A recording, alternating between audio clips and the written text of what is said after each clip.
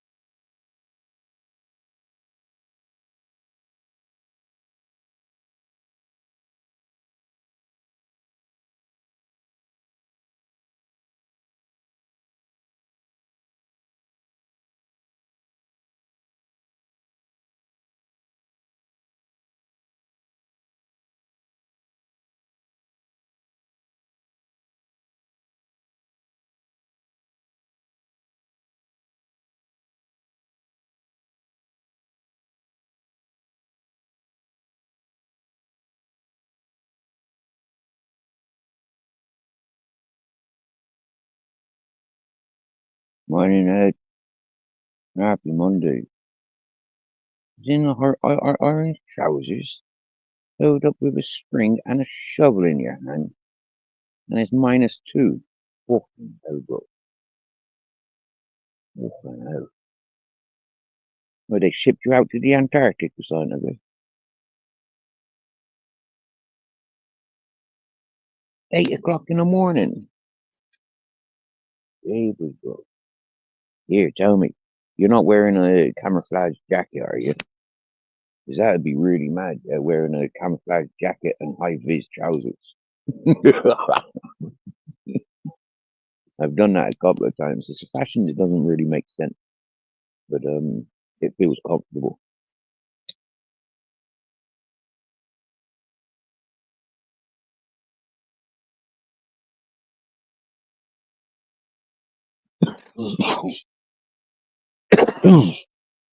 And it's very wet here.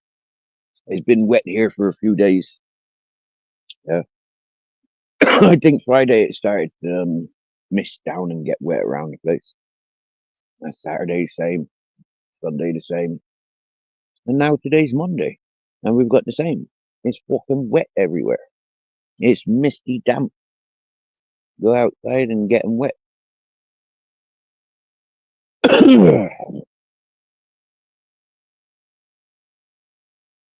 Fortunately, I've got enough basics here. I won't starve today. But darn, I'll have to go fucking panhandling tomorrow. I was gonna go panhandling today, but with the weather like it is, I ain't gonna bother. I'm gonna try and sleep the day away, get rid of this depression. Mm.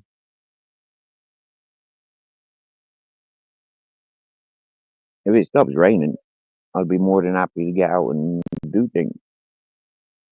But it's gotta stop raining.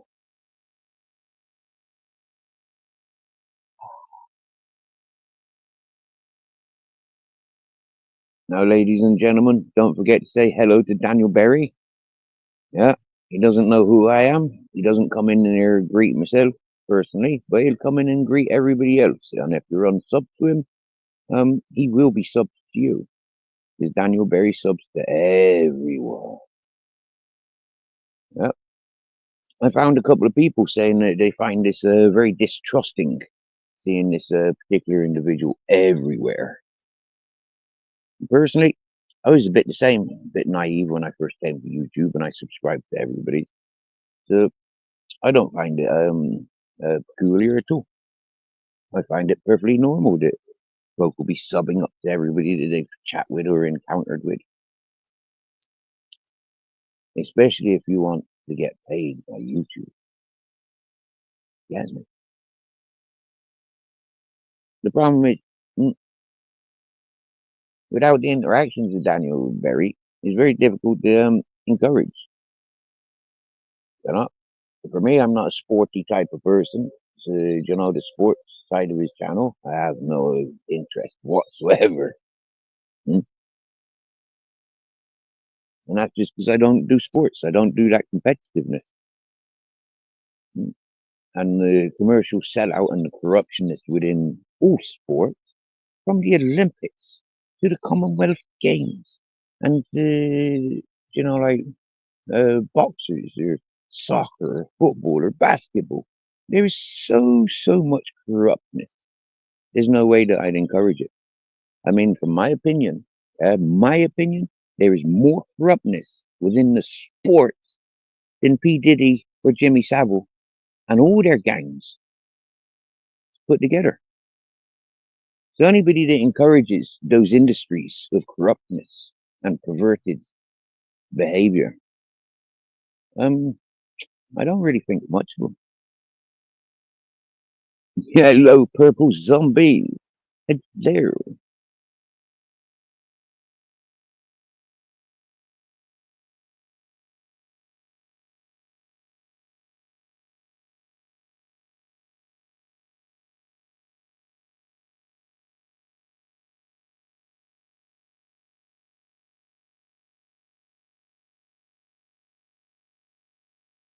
looking around, seeing this morning a few lives, but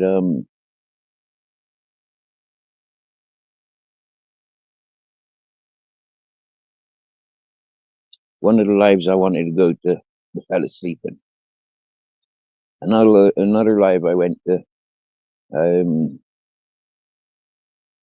a character I cannot condone or advise.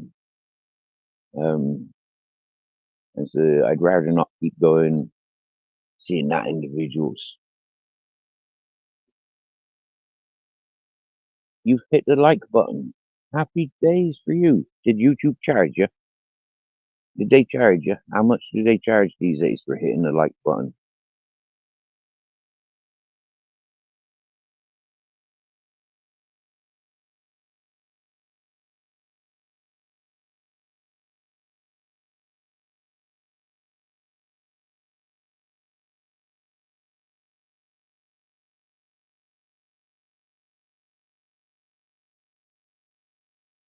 They didn't charge you.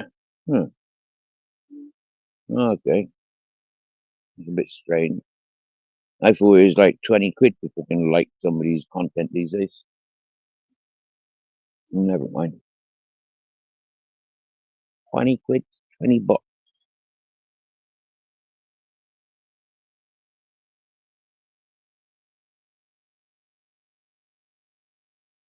Was anybody out celebrating over the weekend? I wasn't. I was homebound. Went on a little adventures in between the rain showers. Got rained on a couple of times over the last few days. Walking out in it, get wet.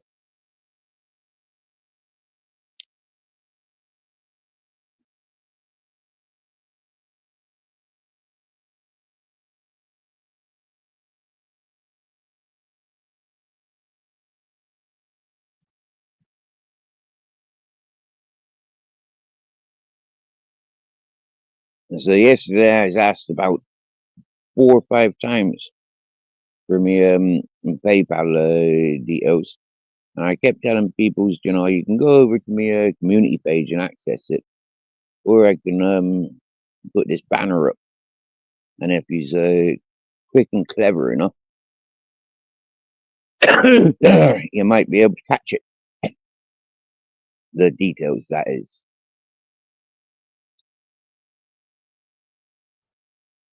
Yeah. I've written Captain Jack very strangely.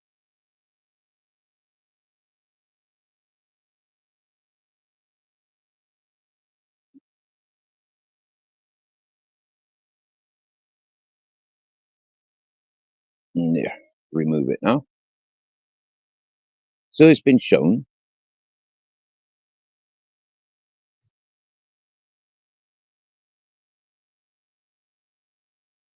And I tell you what, yeah, I'm a panhandler. That means I put my for spare change outside the shops.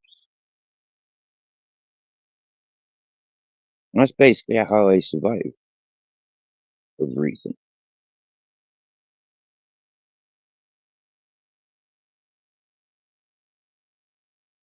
I put folk off of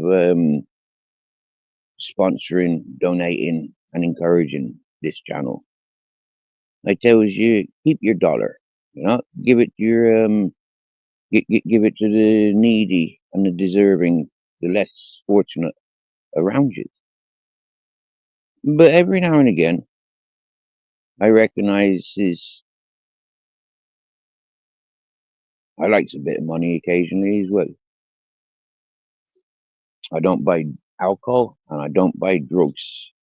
I'll buy food and maybe I'll buy clothes. I am short of clothes. I don't know if anybody's noticed, but I've been wearing the same fucking pair of jeans for a few months now. Been wearing the same hoodie for a few months now, and you know, happy days. I don't mind. It feels like I'm wearing my uniform. Yes, miss. Yeah, my uniform I am wearing. Mm, it's not dirty. It just too regular.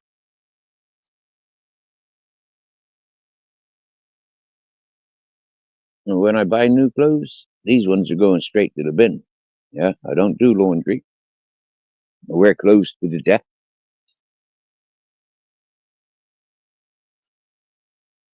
And unfortunately, this set of clothes has seen the death of Captain Jack.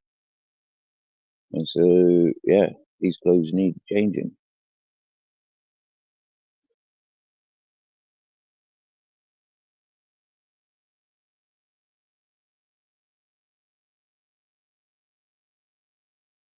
Because it's been raining the last 4 days, it doesn't give me the opportunity of getting out and handling.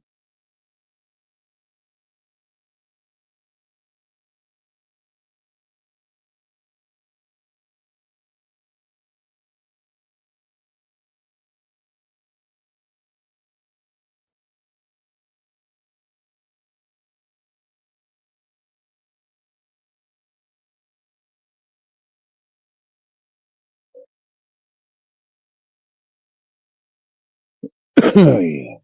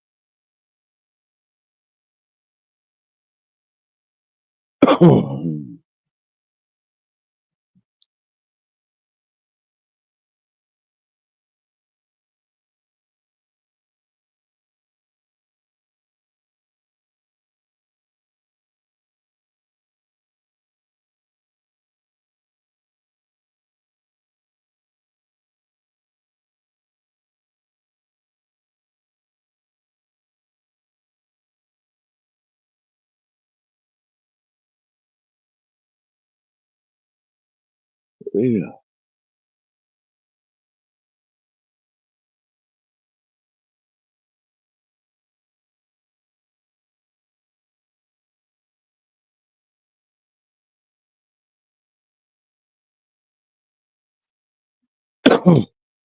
All right.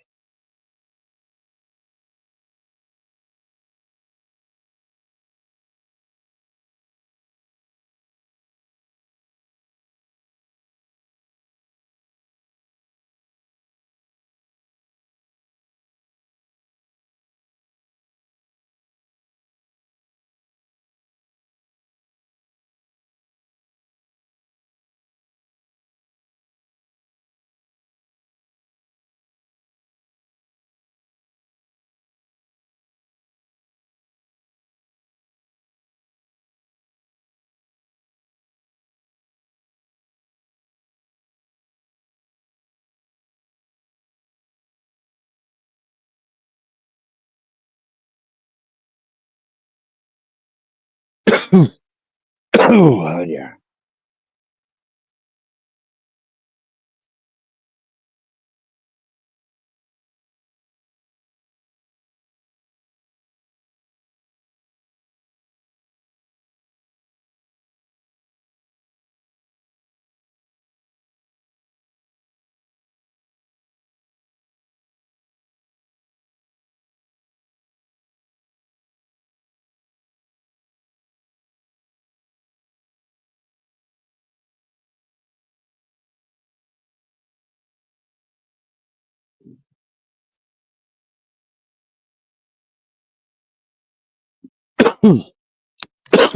Hey.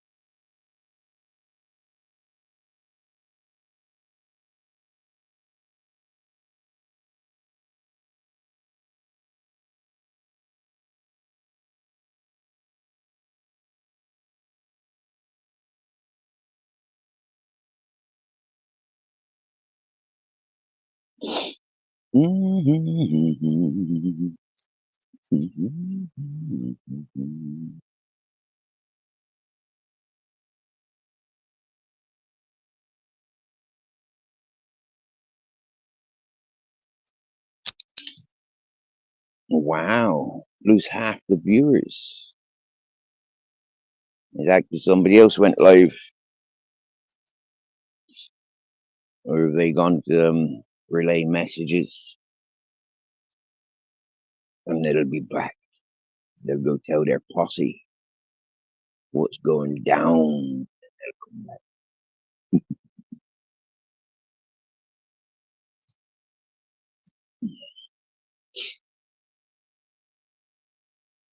I've been checking out privacy strikes. Now, if you're in England, those me privacy strikes, um, the content that's been struck, um, non-viewable in Britain, in England. But fortunately, it doesn't affect the Australian, Canadian, and American viewers. And considering it's world information about the predator, stalker, fella that does the harassing and striking, the fact that his information has traveled worldwide means the world organizations recognize him for being the predator that he is. He can hide the truth as much as he likes, but the truth is out there, and the truth is widely available.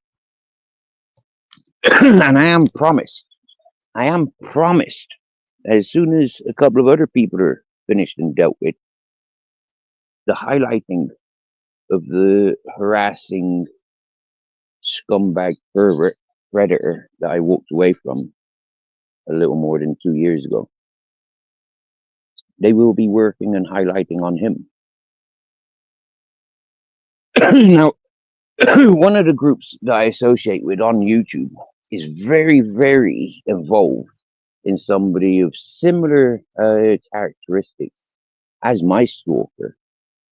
And it turns out that the person that they pay attention to gets promoted and encouraged by the stalker, predator, pervert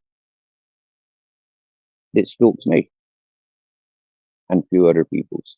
The one that goes after vulnerable people. And for me, it's a waiting game. Waiting for other people to do their thing. Get me? And in the meantime, I'm a punch bag. And that's all right. I was a punch bag for me daddy. I was a punch bag for me older brother.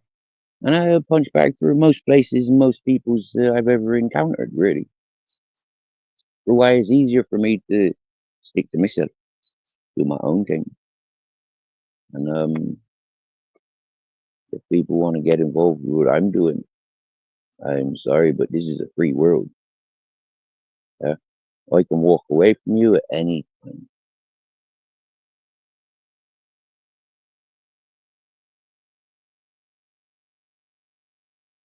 One thing I've noticed is people are, if you communicate with this person, you communicate with that person, this is going to happen, that's going to happen.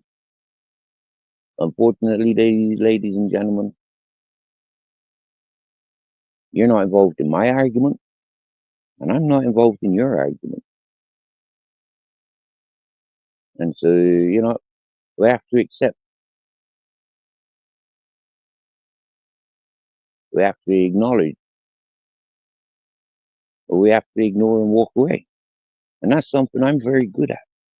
It's just walking away, turning me back on everything, telling everything and everyone to fuck off and leave me the fuck alone. I'm fucking great at doing that. It's how I survive. I'm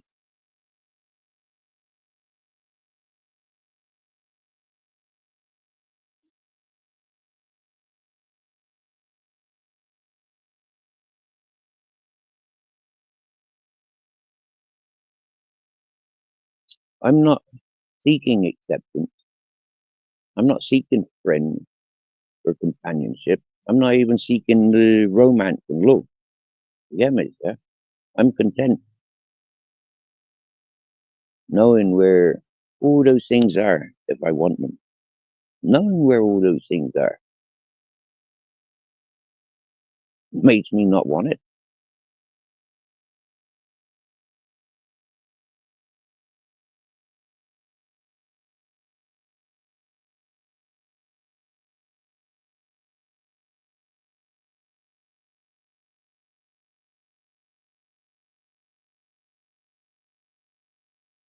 Talking to myself, talking to the camera, I can sit here in silence and watch it all disappear. Because that's what you do. You lurkers and ghosters, you just disappear when it all goes silent. So let's see how long you can stick around for while I go silent.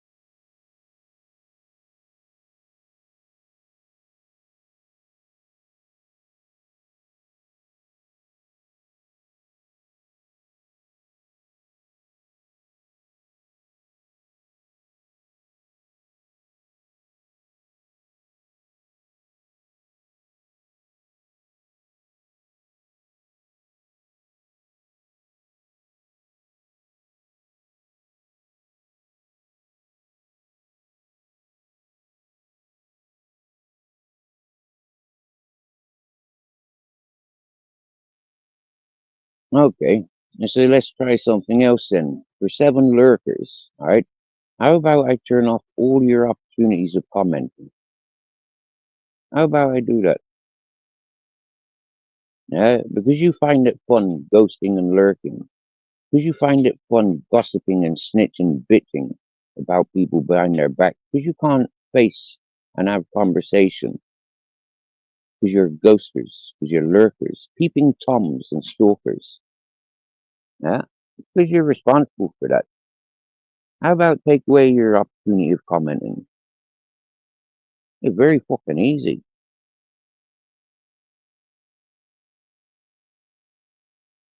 Let me see.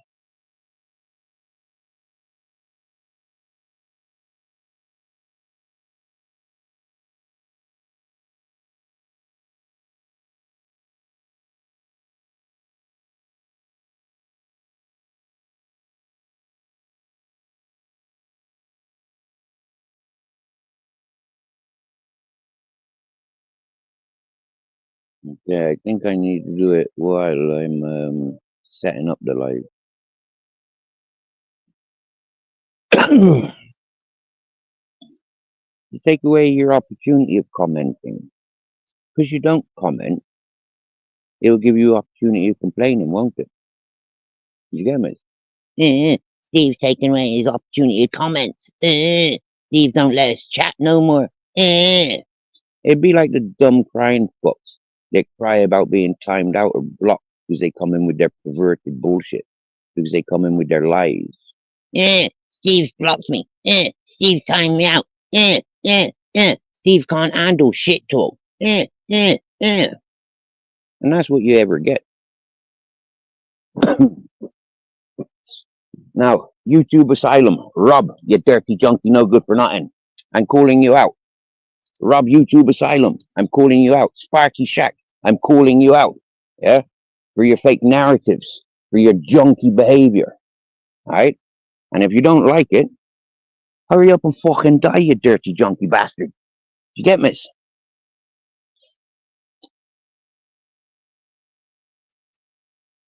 And Rob, YouTube Asylum, your boy turning over a new leaf. I dance on his fucking grave, bro. I piss all over him. Like I did when he came bullying me on your behalf, Rob, YouTube Asylum, you dirty junkie, no good for nothing, simping twat.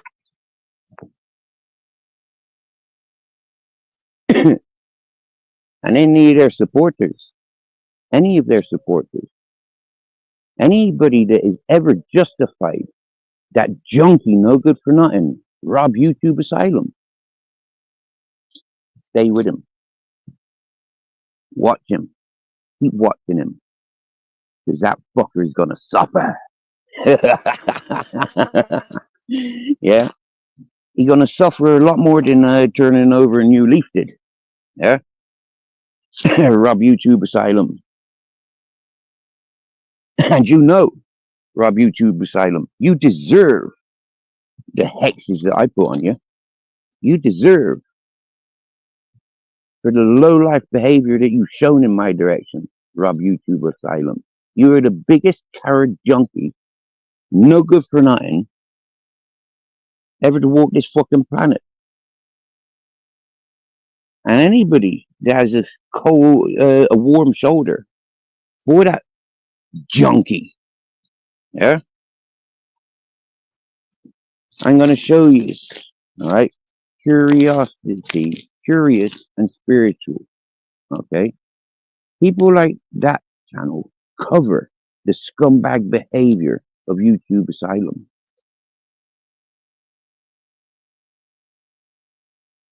So YouTube Asylum, you think it's funny doxing everybody? Yeah, you think it's funny doxing everybody? Do you, Rob, YouTube Asylum, you dirty junkie, no good for nothing, deadbeat? Gets your fucking hired hitmen out, fucking sort your problems out. And then what happens? Turning over a new leaf? Jumps. Why? Because he's barking at the wrong fucking tree. Probably he'd turn to smack again. Probably he'd had the fears put into him for being a junkie scumbag, fucking no good for nothing that he was. But yet, Rob YouTube Asylum, you love people like that, though, don't you? Stick to your own way, stick to your own. Now, Rob YouTube Asylum, are you in the gym pumping iron, trying to get fit?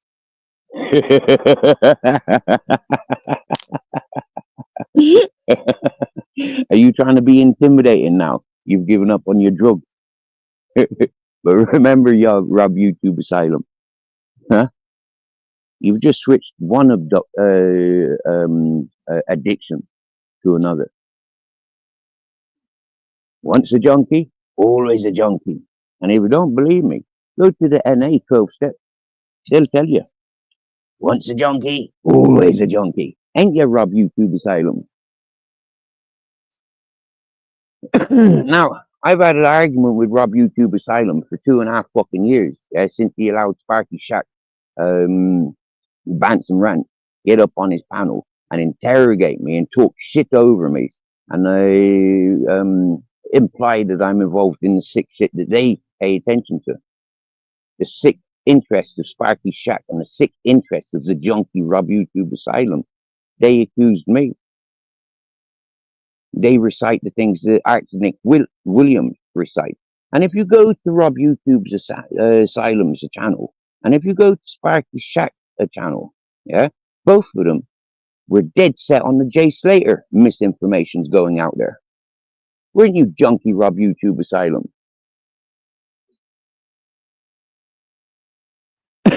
So, I've been talking to my friends in Benidorm, yeah, and Rob YouTube Asylum, you're well known. How are you so well known in Benidorm, Rob YouTube Asylum? Not because I've broadcast you there, but because your boys from Carlisle pays attention to Carlisle all the way in Benidorm. And to be a dirty junkie lowlife like you are, Rob YouTube Asylum, is really one reason why you'll never make it to Benidorm.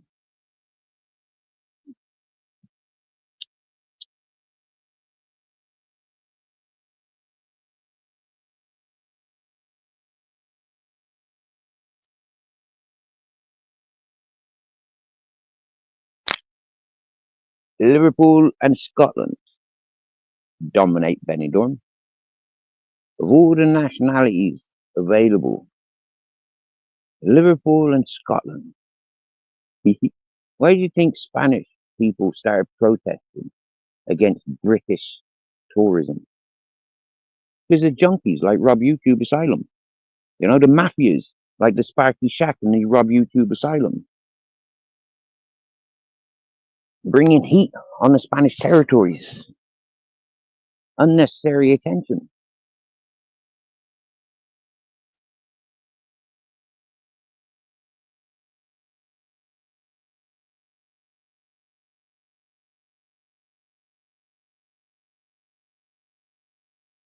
And yes, Rob YouTube Asylum, there is a massive, massive channel out in you and approaching everybody that you've ever attacked or broadcasted, Rob YouTube Asylum. And the reasonings that people get down to is because of drugs. Drugs. Territory. Hmm? When you have a look at who Rob YouTube Asylum bigs up and backs up, you'll see all day long it's corrupted junkies, retired junkies, and nothing but junkies.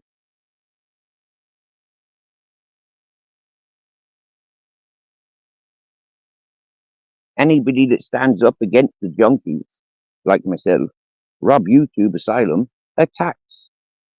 Yeah? He's not a reformed junkie. He's just one of those junkies that's well known. And if he hangs around with any junkies, them's all getting busted. If he hangs around with any dealers, them's all getting busted.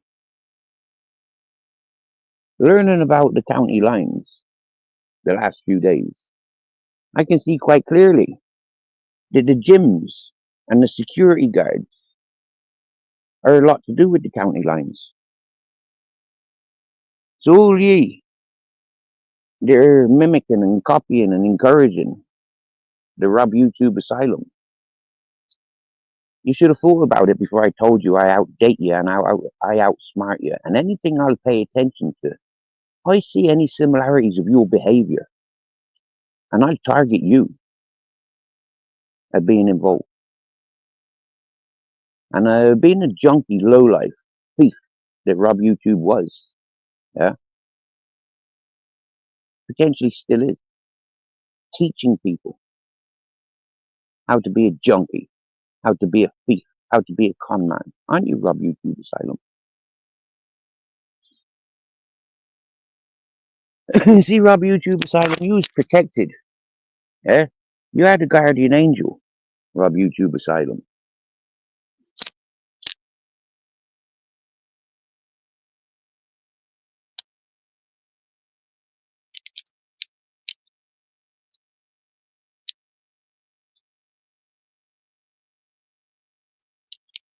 I was hoping that that person would have outed you and dealt with you themselves. But Rob YouTube Asylum, you dirty rat. You dirty junkie rat, no good for nothing. Apart from holding up the hotline of Samaritans. And nutter, Mr. Breeze, I gave you a heads up and warning what a stalker, harassing predator pervert your buddy is, and you ignored it.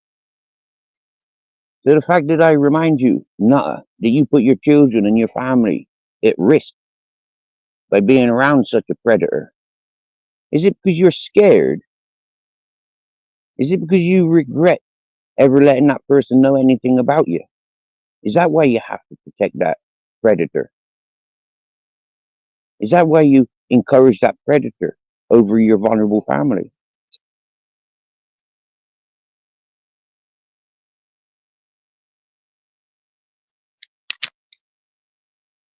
I gave you warnings to protect and you ignored. I've proven to you time and time again. Even the stalker has proven to you.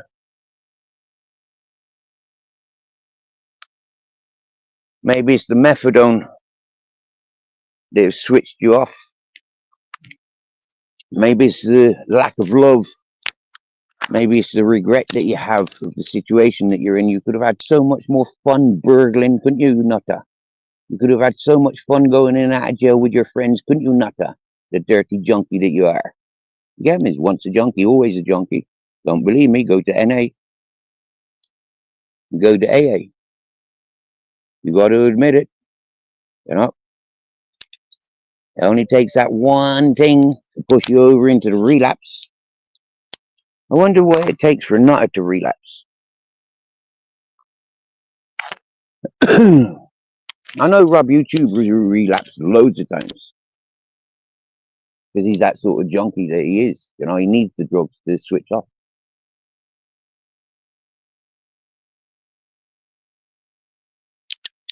Point is, ladies and gentlemen, yeah, ghosters and lurkers, the reason I've just outed those three peoples is because they're scumbags.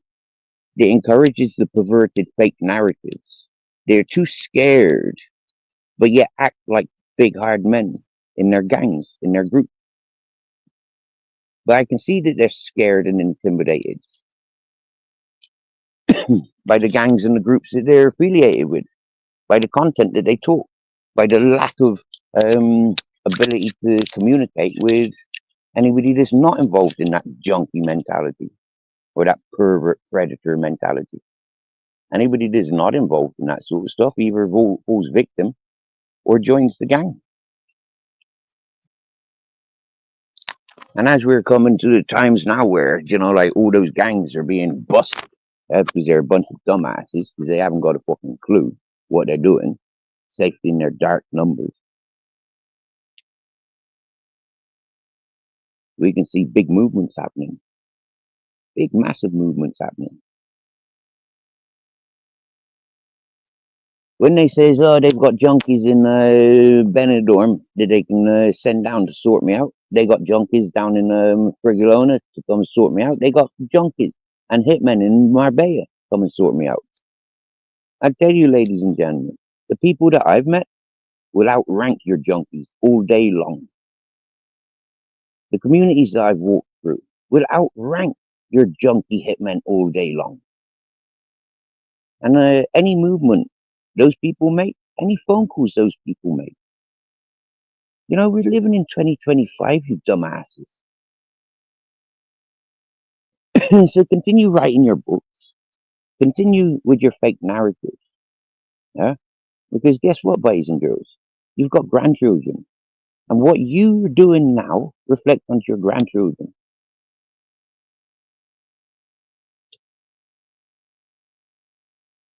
Ask Sharon Binksy. Ask Michelle C. You know, those people are experiences. The repercussions of their illegal activities having repercussions on their grandchildren. You know, ask Zara B and the UK lady. Their interactions with the bullshares, they have to go run into the police. They're so in fear of their lives now, they have to run to the police. But like, these are the biggest of trolls in the English YouTube community. And Zara B with her porn bombing, you know, like these peoples have terrorized hundreds of people, but yet they go run into the police because now they know that they've crossed the line. Huh? There is no escaping. They want compensating. They want, you know, like reimbursing for their times lost, their wasted efforts.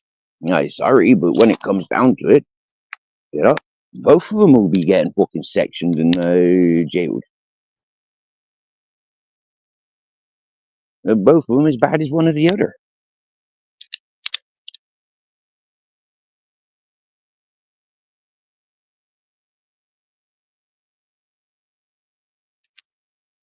One of the things I tried reaching out to that Sharon Binksy about is, you know, like, girl, I've been battered by the police during a riot, yeah, and you must have been one of the most mouthiest, scattiest, out of control bitches at that riot for you to get manhandled by the police.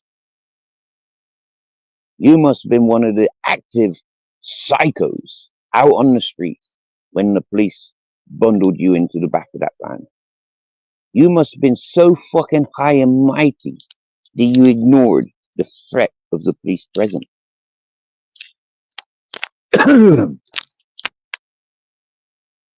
You must have been so up on yourself that thinking a short ass wench like yourself, looking like Sarah O'Connor, acting like Sarah O'Connor in the psych ward, is enough of a deterrent for the police to ignore you? Nah, wench. It's people like you that are first target in any riot. Yeah? That's why it take the police 2 weeks to get hold of me. Get me? They gave me opportunity of running. Yeah? They gave that psycho bitch, Sharon Binksy, absolutely no opportunity of running. Yeah? They grabbed her, smacked her down, bundled her in the back of the fucking riot van because she is psycho bitch, out of control. So psycho, she wants grown adults to make terroristic fucking protests at junior schools. At junior schools, ladies and gentlemen. Full on protests and screaming adults, psychos like the Sarah O'Connor in the fucking Terminator movie, picketing, screaming and shouting obscenities at teachers. That's why there's schools, ladies and gentlemen. Because those psycho wenches like fucking Sharon Binksy and Michelle C, have them teaching your children? Nah, blood. They'll all be learning how to weigh up and the percentages of alcohol.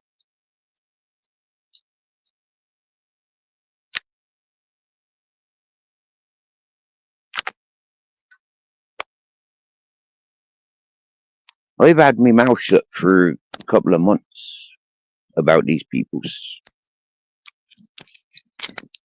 But these peoples are about to face court cases for the badness of what they be doing on social media to innocent people, for the noise pollution that those peoples create, for the disturbances and psychiatric fucking outcome that it has on innocent people. I tried warning people of this from day one that I came to YouTube, and people ignored it. And I always told you, I ain't going to ignore it. I'll confront it to my dying day. And so Sparky Shack and YouTube Asylum, your boy from Shrewsbury, the one that you protect, the one that you promote, and the ones that you've always been promoting and protecting. Yeah? I'm telling you now. That pervert, predator, stalker from Shrewsbury, Rob YouTube Asylum, Sparky Shack, Phantom Rant, Michelle C, Sharon Binksy, Zara B, and the like, Gripper. Your circle of malicious communications has been infiltrated a long time ago. And anything that you've been doing since is in my favor.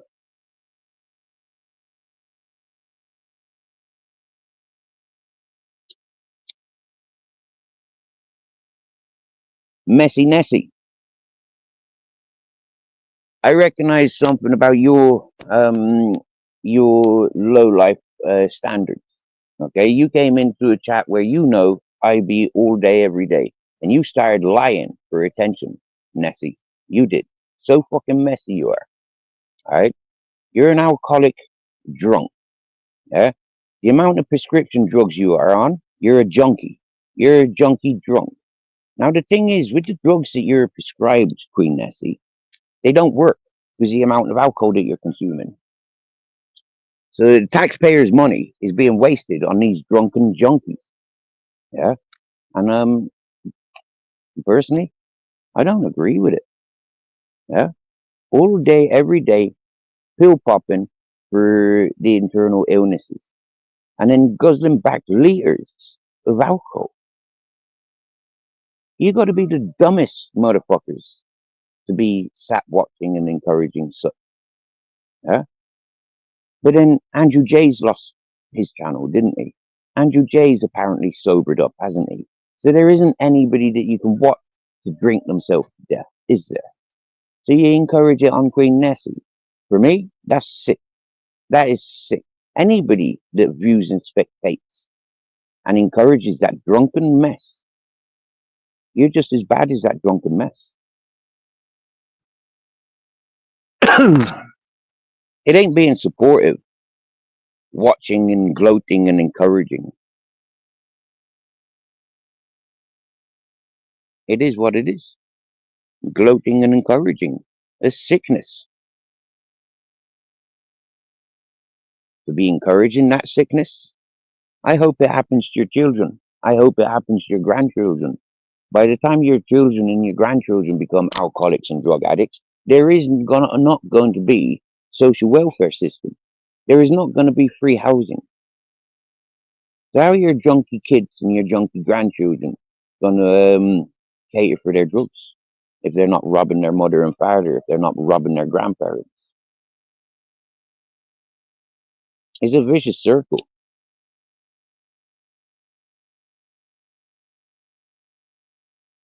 that a lot of you have ignored. I walk away from those circles a long time ago because I don't agree with them. It's the same thing as what I said about that hippie community of beneficio. There's a lot of things that go on there that I don't agree with. And so I can fight and die representing them people. I can fight and die representing myself. No problem. Standing strong to my standards and my belief of right and wrong. That brings me to Tyrone, the dirty simp and no good for nothing wrong and supporter. From Andrew J and the cesspit. You couldn't get no fucking more wrong than them two. The Tyrone, right or wrong, encouraging and enabling the wrong uns to have platform. You got to be the biggest of wrong uns. Now, what's your position in county lines? Because This is a new word for me, the county lines. And I'm pushing it on every one of those shit talkers in the UK, Scotland, Ireland, and Wales. I'm pushing it on them all. Your county lines, boys. Your county lines. Get out and represent.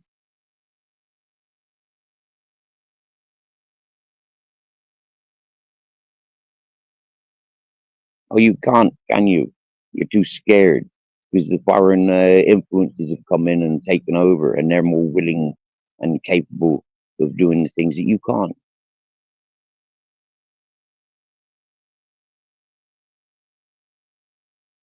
In all fairness, now, if the opium fields were in England, I'd encourage the English heroin dealers. The fact that heroin comes from Afghanistan and such places, Pakistan and such places, um, I'd be more inclined to, like their commodities that come from your part of the world, you distribute it. You get rich from your commodities. Uh, and if it means making junkies of everybody in England, Ireland, Scotland, and Wales, so be it. You know, show them who's boss. Show them how weak their empire is. Yeah? Because Britain never had any strength whatsoever. It was like the fairy tale of Santa Claus.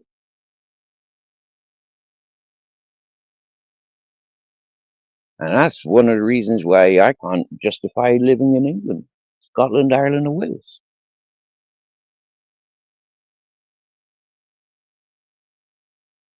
There's too many of them smack dealers, heroin dealers, coke dealers of British.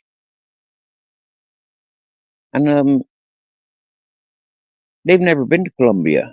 They've never been to Peru. They've never been to Afghanistan. So what the fuck are they doing selling commodities, getting rich, creating junkies of their own? The idea of command and conquer, you don't command and conquer your own. You go and command and conquer further afield. You extend your territories. You don't kill off your own. And so that's what I says to Rob YouTube Asylum, you dirty junkie, no good for nothing. Yeah? And that's what I says to Sparky Shack, you junkie loving, no good for nothing. And Queen Nessie, I say the same to you. You're junkie lovers. You're encouraging the next generation. It's all right if you get caught stealing. You'll go to jail and get protected. Yeah? You'll get strong. You'll be made strong when you come out of jail. That is the wrong message, ladies and gentlemen. You shouldn't be encouraging the scumbags to be strong. You shouldn't.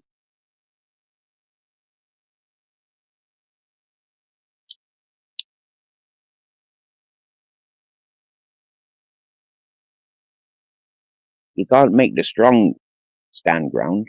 You can't encourage the strong to stand ground. So why are you encouraging the weak and the junkies, the thieves? Why are you encouraging? That's what I ask. As a country of England, Ireland, Scotland, and Wales, why did you encourage it?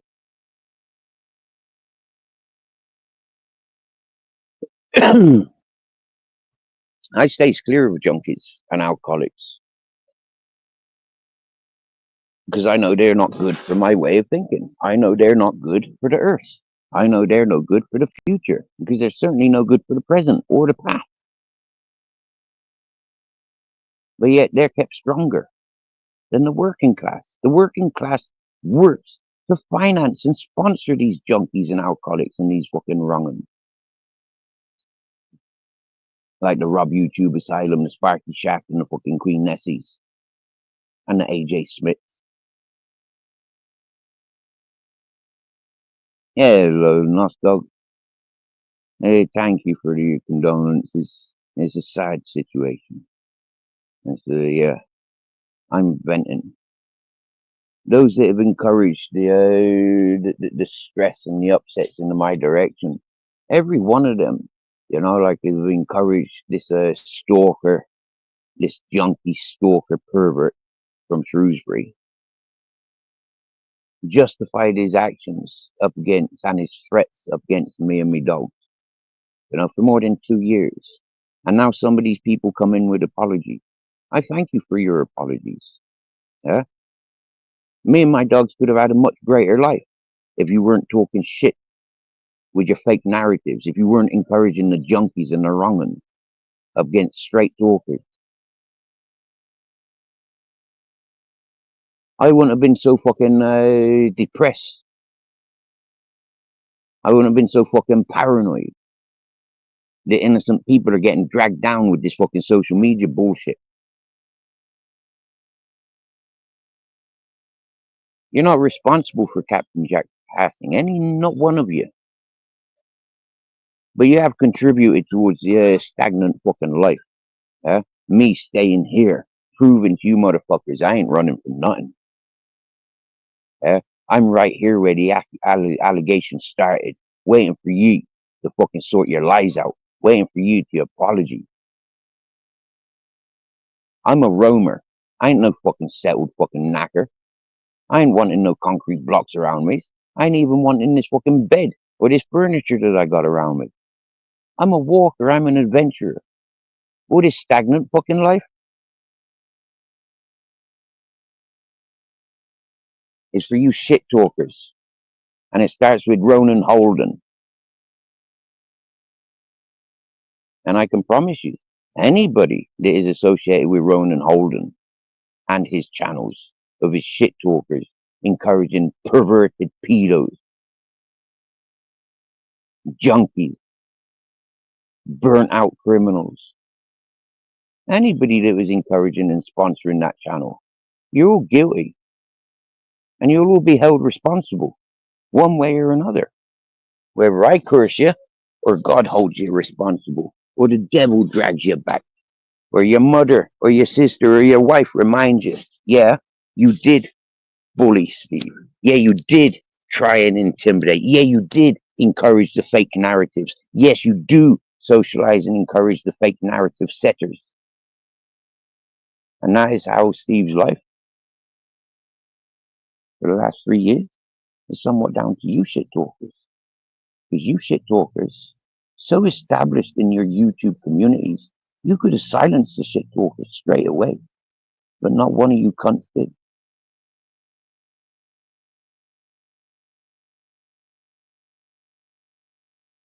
Not one of you cunts silenced the shit talkers. I came in and I said to Androgna, you cunt, telling me to let other people go through this. I have to walk away and turn my back like you cowardly cunt. Androgna, go fuck yourself.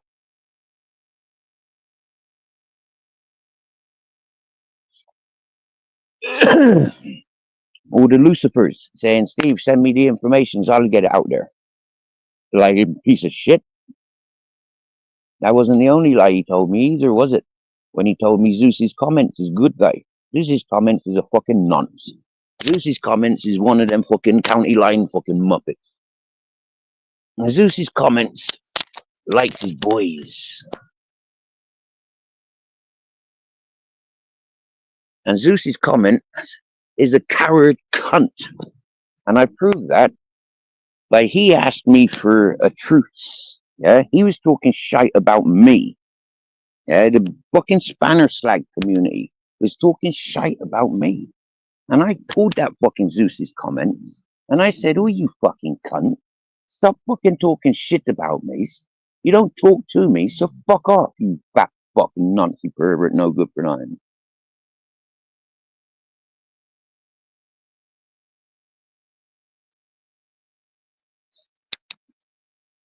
He asked me for a truce because he had family dramas going on.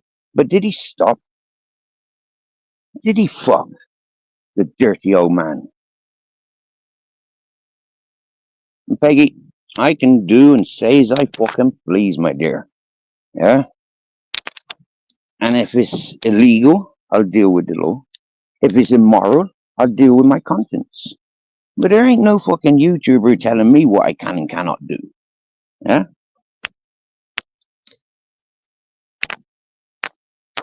He's a dirty old cunt, is what he is. He never tried helping financially. That dirty old cunt seen me running up and down my mountain a dozen fucking times for fake fucking intentions. That dirty old cunt was one of the first to be bigged up as a good fella. But that dirty old cunt is nothing but a dirty old simp.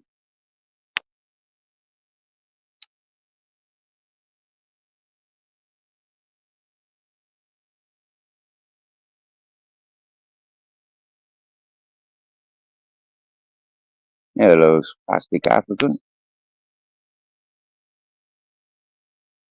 Oh, well, Spastic African. Thank you. I was wondering who just sent that.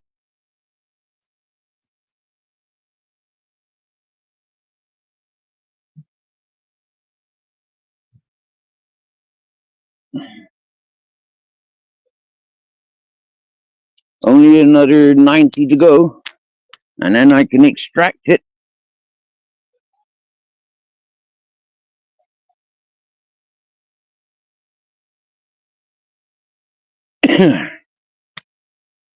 I'm going to give you one name.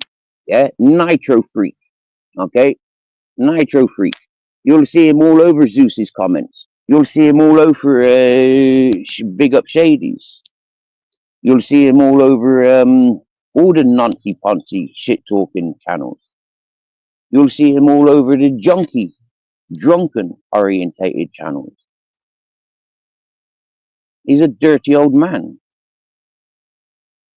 Very, very deceitful and very, very corrupt and extreme fucking coward. I've been calling him out, and he keeps hiding away, and his gangs keep intercepting.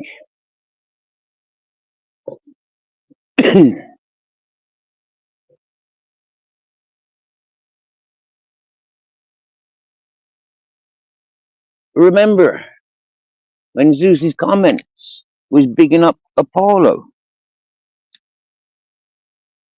So Apollo encouraged and encouraging the O'Driscoll fella and the Cesspit and all the lights. And yet what are they? A bunch of junkies and drug runners. Ask Mishi. So understanding who Zeus bigs up and who he encourages.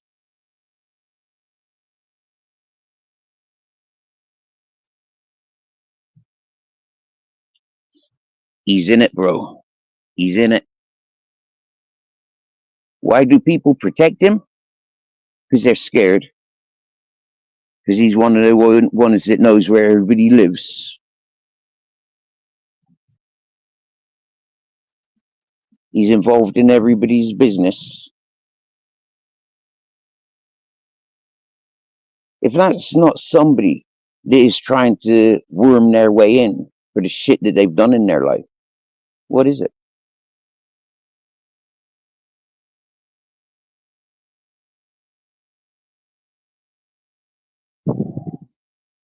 Is it right, Peggy? I know the shit talkers that you associate with and you've been with from day one that I came to YouTube. You know, I don't hold it against you. Yeah, you're probably too scared to escape them. You're caught up and scared that they be talking about you behind your back. Now you both know Nostog and Peggy. Yeah, you're two people that I've known from day one of me coming to YouTube. But I don't go to any of the chats where you socialize. And why is that? He's a bunch of shit talkers, no good for nothing, fucking fake narrative setters, bullies, junkies, and pissheads.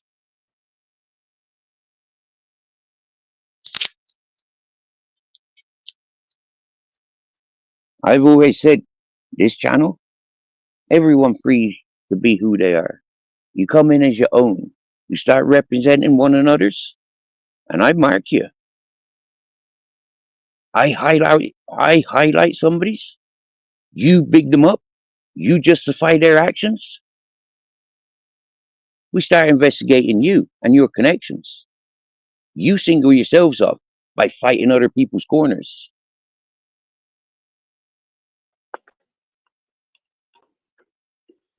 Hello, Yo. John. All right, Steve. How's it Yo. going, mate? Yeah, mate.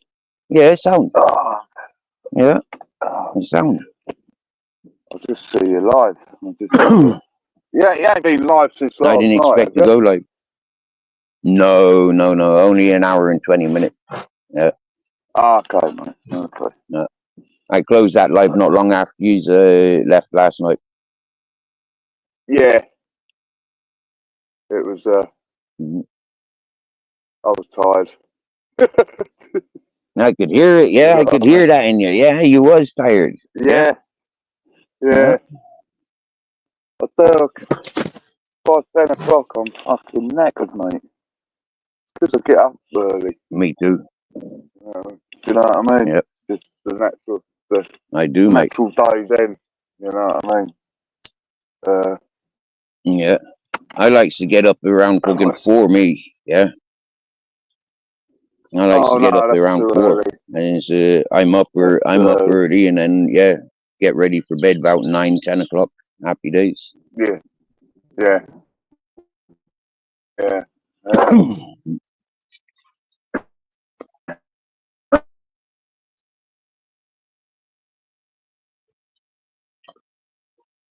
It's been raining again this morning. What's the weather like for you?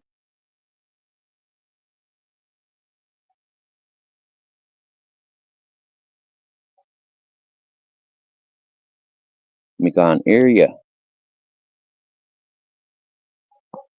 What's happened?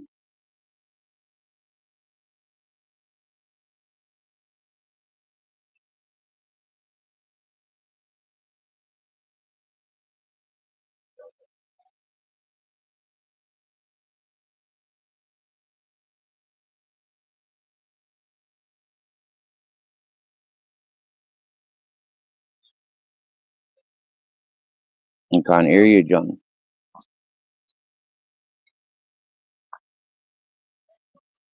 You muted yourself. Life of Brian, part 2. I'm well, brother. I'm well for now.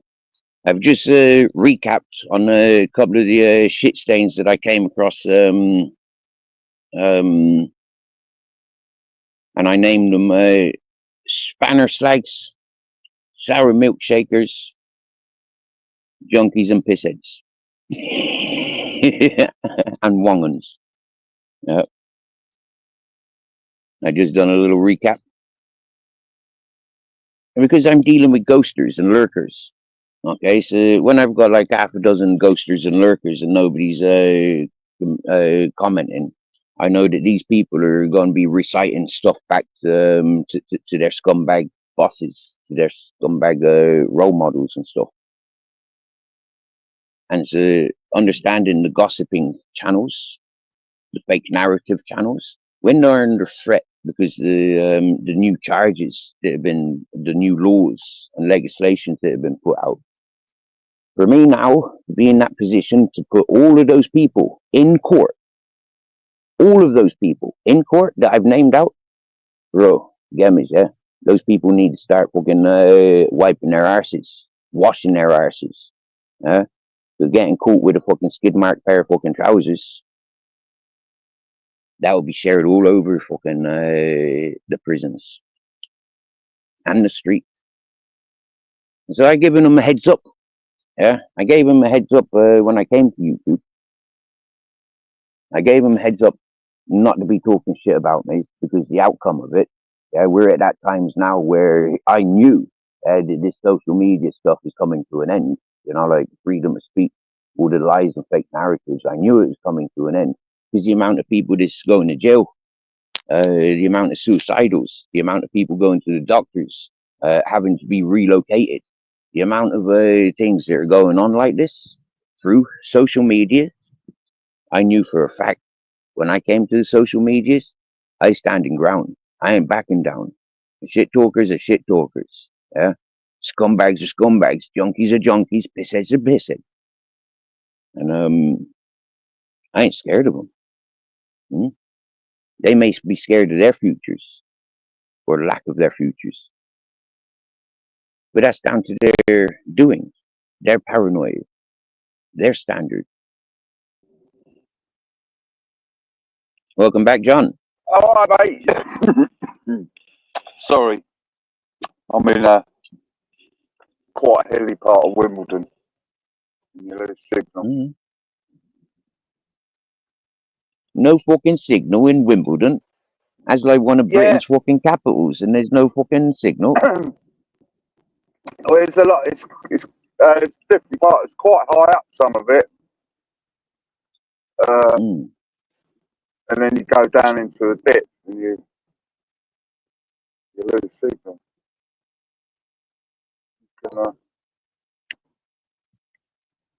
You can look down on London. Oh yeah. Yeah. Yeah, even where I take the dogs, man, is you can see all the at like dusk when all the lights come on. You can, or even in the daytime, you can see the big wheel and all the buildings. Oh yeah. Yeah, it's quite That good, sounds man. nice. Yeah, it is. You're looking down on London, you know, and it all lights up. It's like fucking hell, you know. Mm. Because basically London's in a bowl. You know what I mean? Centre of it. Okay. But that's odd because most of here in Spain, most of the cities are in bowls as well. Yeah, got rings of mountains around. Like I know London's not got mountains around, but hills. Yeah, That's odd. yeah. And Bristol also. Yeah, when you look at Bristol, Bristol's pretty much in a bowl as well. Mhm. Most cities, come to think of it, are built on rivers, aren't they? Riverways. Well, yeah. Well, London was because it was. You know what I mean? It was tiny when it first. You know, London was just the city of London. You know, and the slum areas around it. You know what I mean? Mhm. I know where my old house was. There's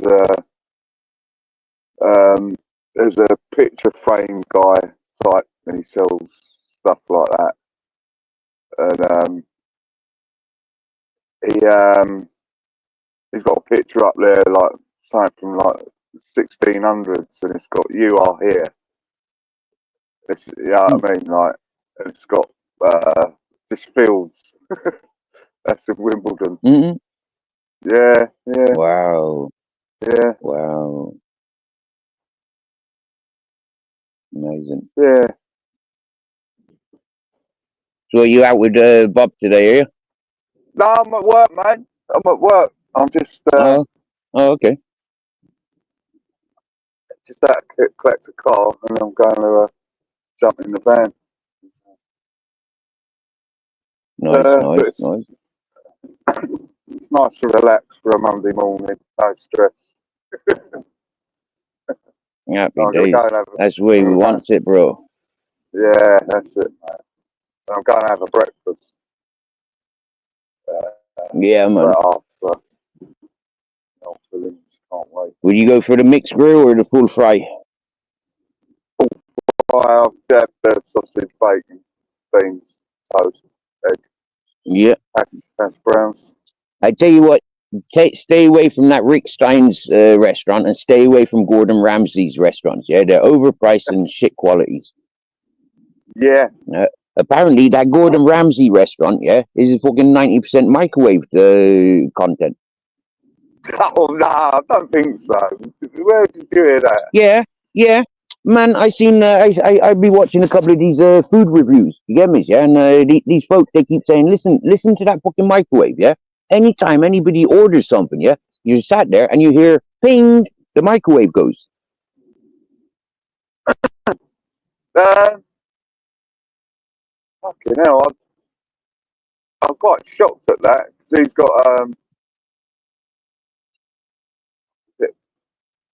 got a few posh restaurants. One near Yeah. Mayfair, and he's Yeah, posh driving around. restaurants, Yeah, but its chain is like a McDonald's fucking chain. Yeah. That Gordon Ramsay. Yeah, he's got like a McDonald's chain.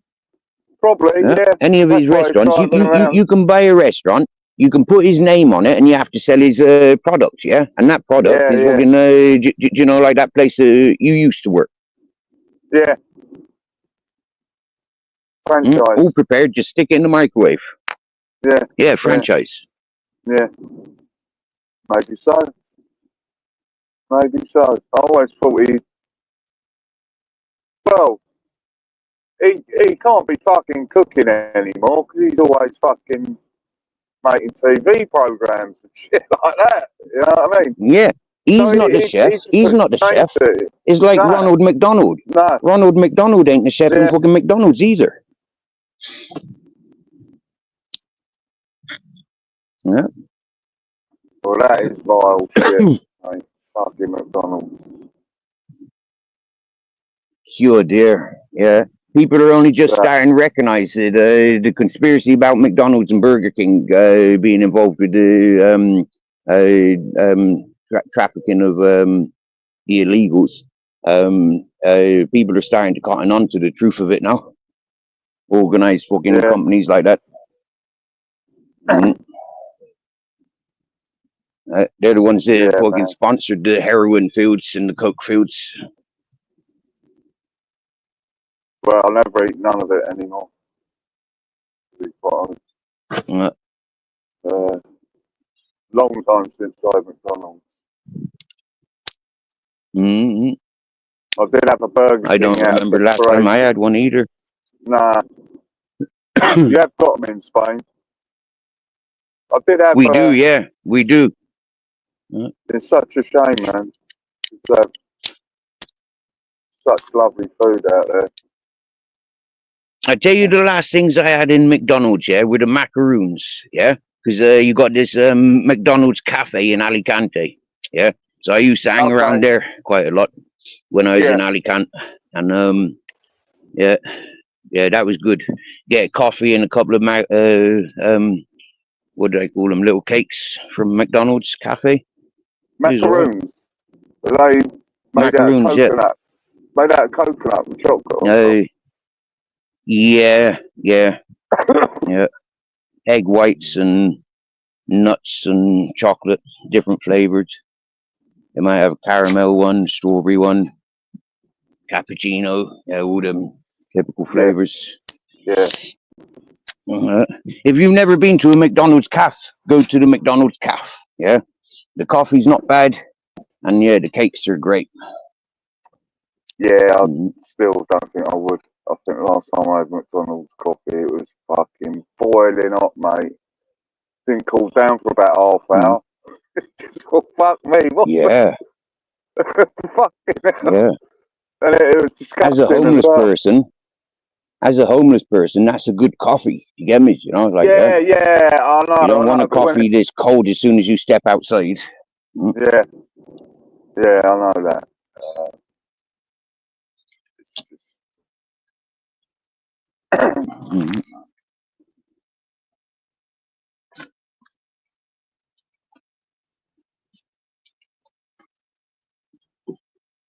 So we had Plastic African in my chat, yeah? He's been up on my panel once, yeah? Only once, and I've seen him in my channel maybe twice, yeah?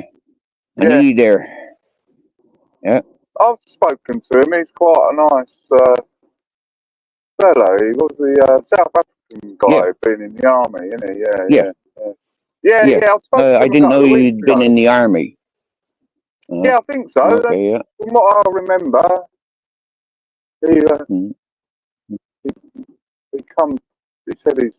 I think he was come from South Africa to serve in the British Army. I think. From what I can remember. I know But he's he from was South like- Africa. Yeah. Yeah, he was. No, he's a nice fella to talk to. But Yeah, I don't go on these panels And much this no is the more, point I Steve. was trying to say. Like, I'm. I don't go on these panels Again? much no more. I don't go on these panels much. Mm. Do you know what I mean? Yeah, Can you hear me all right? I feel that. Yeah. I can hear you. You Yeah, know? yeah. Yeah, I just don't have the time, man. Do you know what I mean? And, I'm the same. I don't go to the channels where we met for simple reasons. Shit talker, doxing, you know, like fake narratives. For me, gang behavior. I don't go to any of those channels either. gives me a headache. Oh dear, jeepers, man! It brings out the worst in me. You get me? It makes me want to, you know, like be like that. Yeah. You know, like Master Ron says. You know, like if you know, like if people are communicating to you like that, respond backwards. You get me? Yeah. Respond back. And it's like, but you know, like that's the whole thing. When you start responding back, you drop yourself, and that's what these people want. Yeah, they've dropped themselves, and they want you to be in the same position as them. Is what Lucifer and other people done to me. We've got a PayPal. We're on YouTube. You got to have a PayPal. Yeah, you're on YouTube. You've got to have a PayPal. And it's like fucking scumbags. Do you get me? You know? Yeah. They position you. They really do position you for the same positions that they've fallen into. Rather than giving you the heads up, you know, like they give you the fucking the same trap. And it's like, lads, you know, like you're doing it wrong. yeah, fuck that. You know, I couldn't give a shit. You know what I mean? Really couldn't give a shit. Pathetic, man. You're one of the lucky ones. You got out when the going was good. You get me, yeah? Yeah, at the end of the day, mate, it's only a fucking app on a fucking computer thing. Yeah. You know? Yeah, I said that from day one. This ain't no more than playing a fucking Xbox game. You get me, yeah?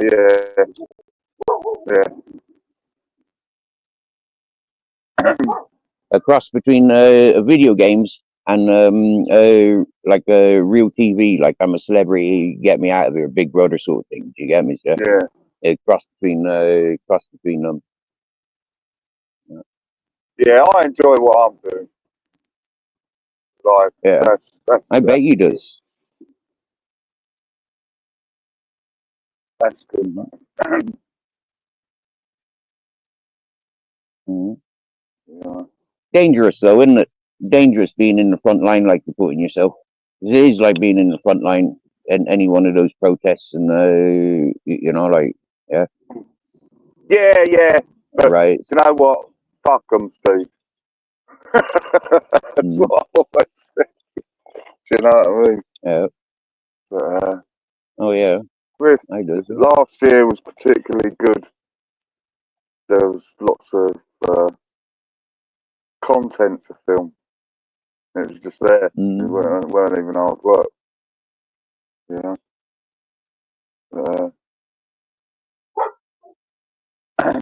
That one in the summer I did on Whitehall, down where it all kicked off after them 3 kids being killed. That was eye-opening, man. Really. That was yeah, I can imagine, yeah. Yeah, that was the best one, mate, because it spotted all what was going on. Do you know what I mean? Seeing all the traps being laid, you know what I mean? It was, oh, what, the uniform setting traps, you mean? Yeah, and the disruptors walking in, trying to get all the innocent people. Yeah. People, there's 5 or 6 geezers walked in, intent on starting trouble, and they were probably involved. What was going on? Well, unfortunately, you know, all these peaceful protests were proven to be fucking absolutely pointless during the hippie movement. Now the fact Yeah, that yeah. there's more stoners now. There's more stoners now than there was in the hippie movement. I mean, it's just another fear mongering. Get me? Yeah, we're not allowed to Mm, fight for our rights. Yeah, everybody's going to be filmed and prosecuted if you stand up for up against the wrongs.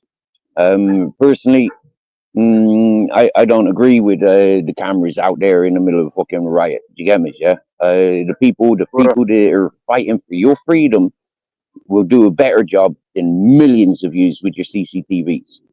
Yeah. yeah. And so, yeah, there needs to be some bloodshed on the streets when these messages need to be put out. You know, otherwise, people just fall into the law that gets put into place, and then it's too late. Mm,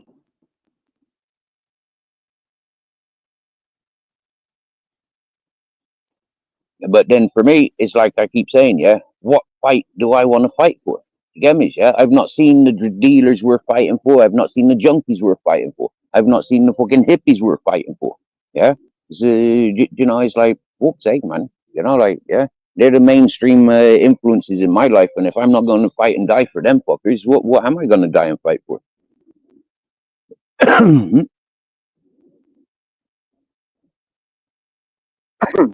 yeah.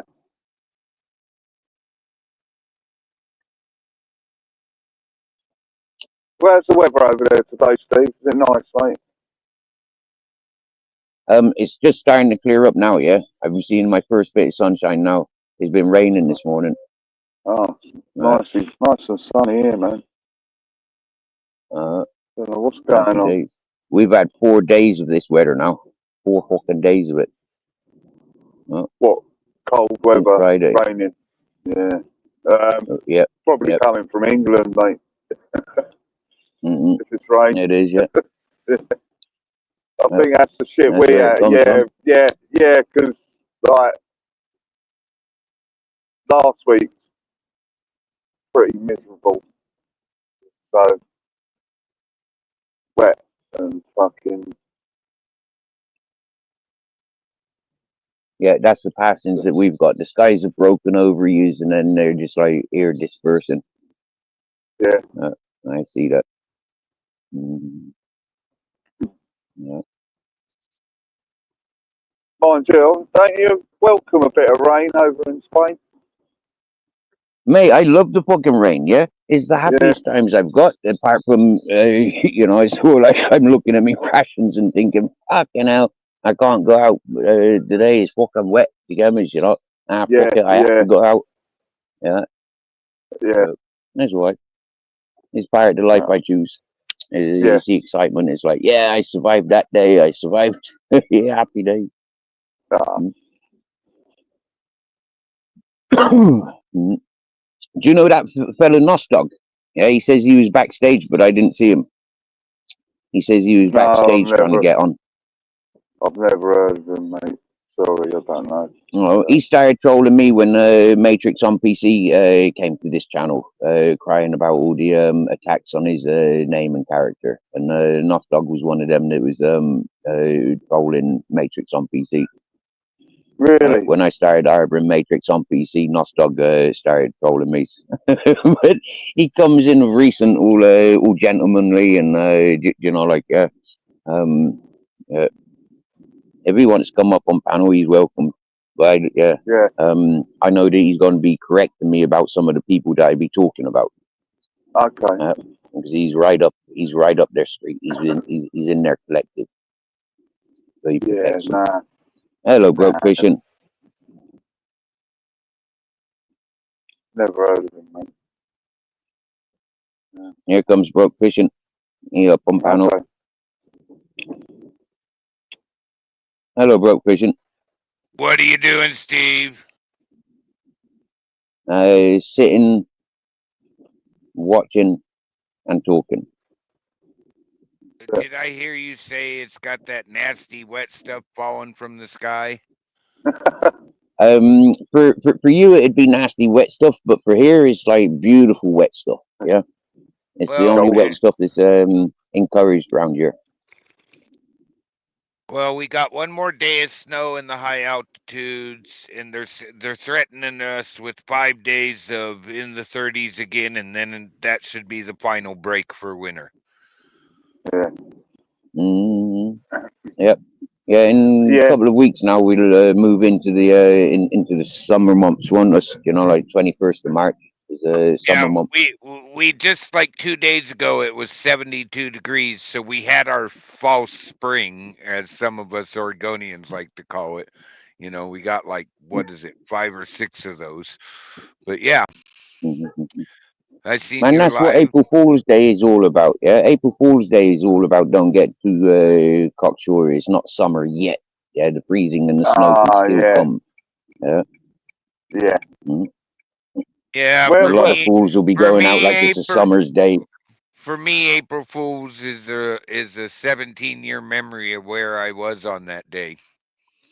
I'll never. Oh, Well, beautiful. I won't hear I won't hear it again, but I still have the trophy that came out at 3:10 in the morning on the 2nd. But it was all day.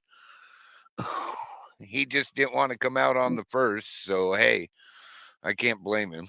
Oh, that's your boy. honestly. Ah, okay. Yeah, you know, a Where's trophy. where's Uh, where's Brokefish? Where are you based, fella? Uh, Obviously, America. You don't have very to good. say. Obviously, North America. Crater Lake, Oregon. Oregon. The big national park, Crater Lake, Mount Mazama, the volcano. I live around it. Okay. I figure it's safer than living at the beach. At least the volcanoes at least the volcanoes usually warn you they're gonna do something. Yeah. This is true. So cool. I've been wondering where you're at, if I've been missing you, Mir. Mm, I had a few days off, bro. Captain Jack got hit by a car, and that kind of fucked me up. Is he Yeah, okay or no? he's in heaven, so he's okay now. Yeah. I'm sorry, Steve. That bums me out too. I'm so sorry. Yeah. Everyone was upset. Yeah. I was up on panel, fucking crying my eyes out. That sucks. Yeah, it does, man. I'm so Yeah. sorry, Steve. That animals getting hit, especially companions, mess with me more than all the wrecks I've been at. Exactly. Brokefish, exactly. Yeah. You're feeling better, When people Stephen, make yeah? choices, Yeah. I'm It's trying like, to, trying to. yeah, you know, with me, it fucking just knocked the shit out of me for a couple of months, really. Mm. I just Oh, keep relating and reminiscing. You know, like I'm looking after other people's dogs, and yeah, you know, looking after other people's homes and properties, and yeah, it's me and mine that is losing. You know, theirs are being kept safe and strong, whereas mine is losing. Yeah, even on opportunities in life. Yeah, and then losing life is like fuck's sake, man. Helping other people. You know, like what the fuck? Yeah, things that choose me is less important.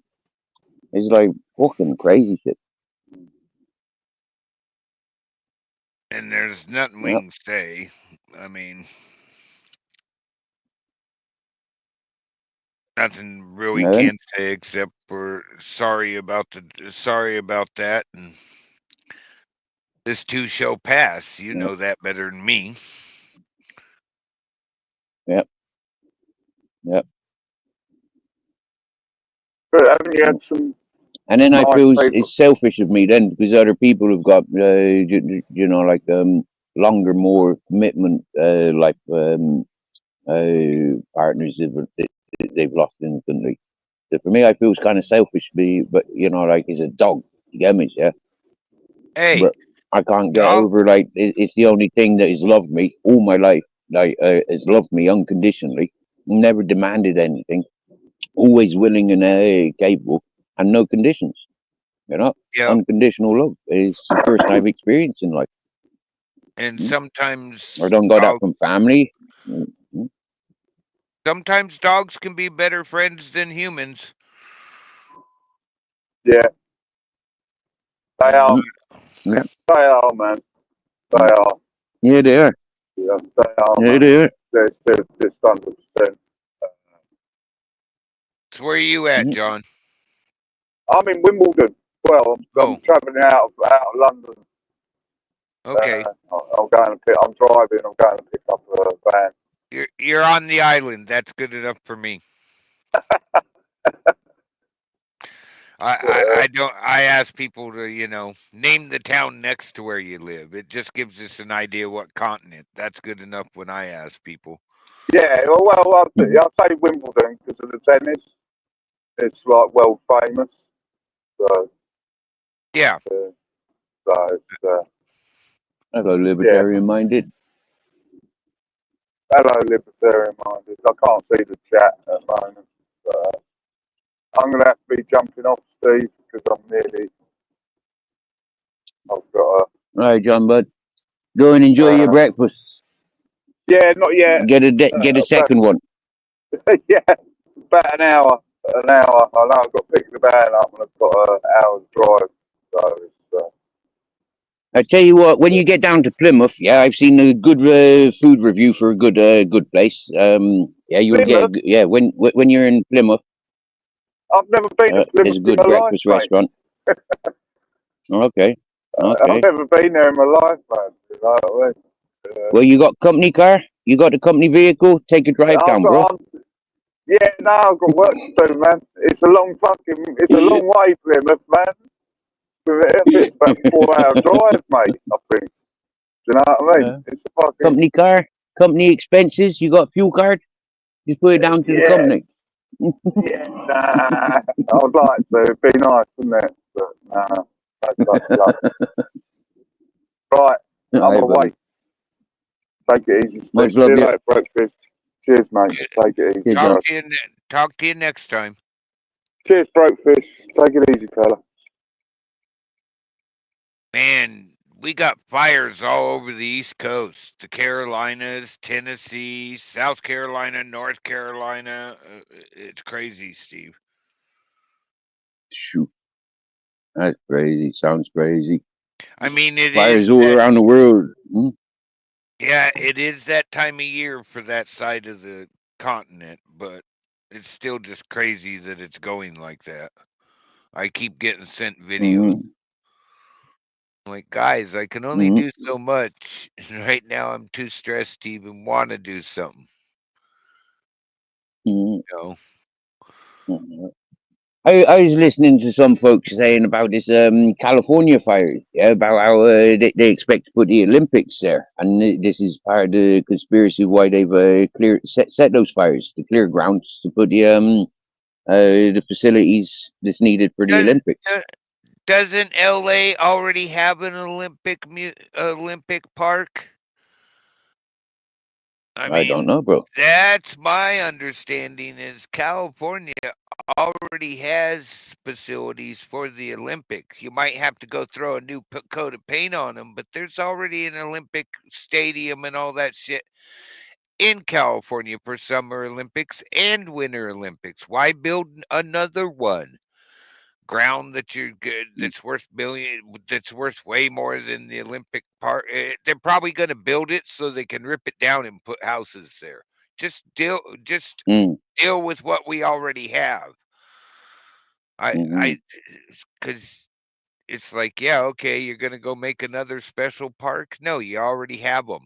You already have the facilities if you want it Winter Olympics. But if they're, it's to me, it's just stupidity. So there might be some truth into that then. There if they've got plans to. I haven't heard. Okay. I haven't heard nothing about. And come on, people come up with so much shit, conspiracy theories when a fire rolls through.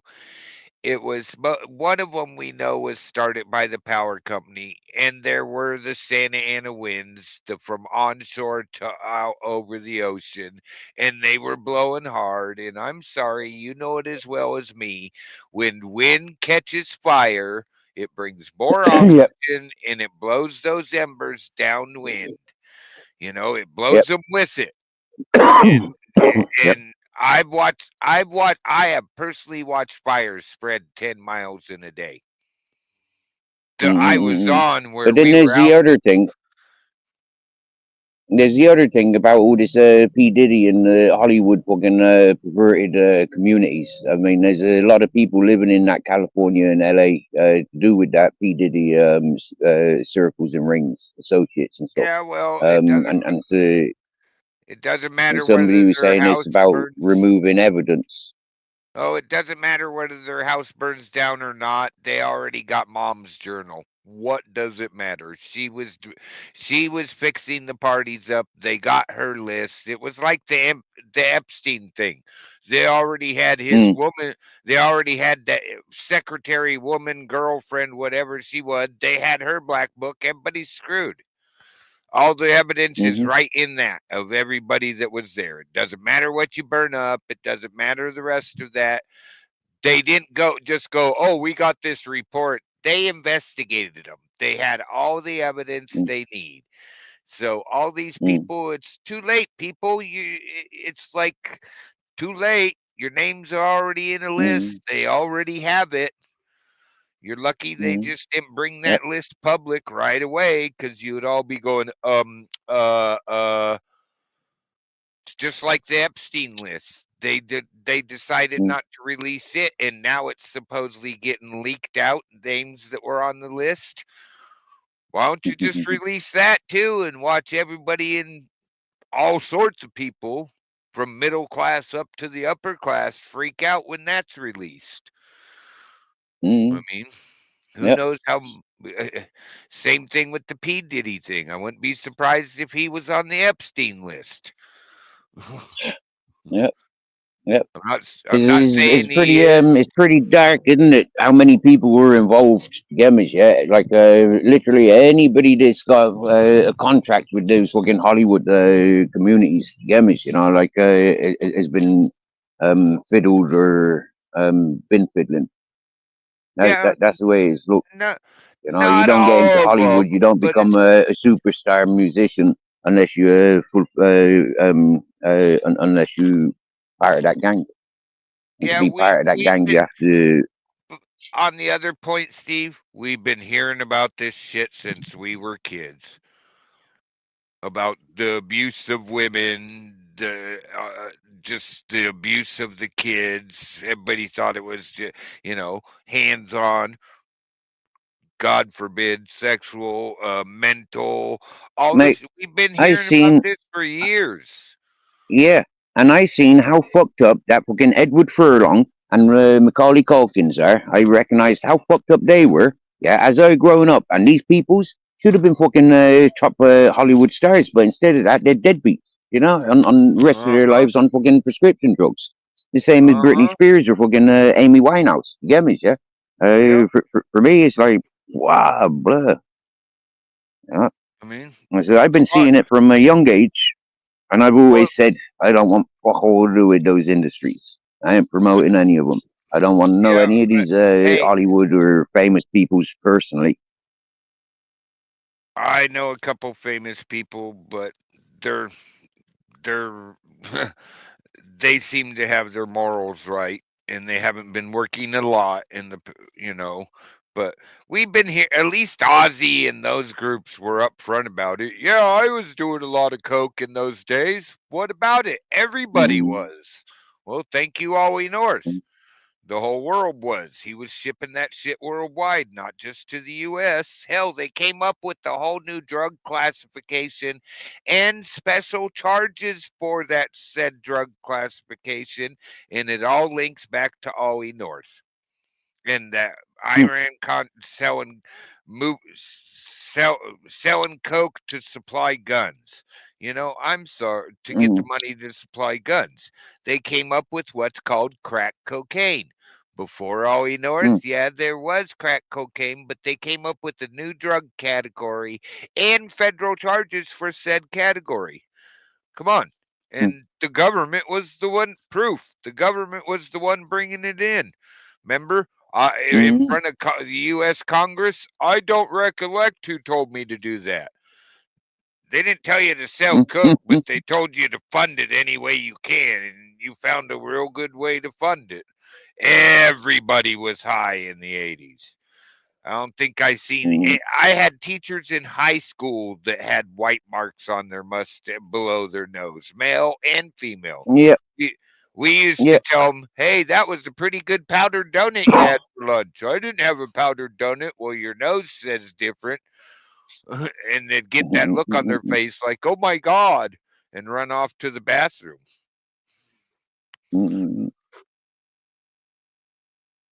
I won't name them because I happen to got A's out of those teachers for that semester, but hey.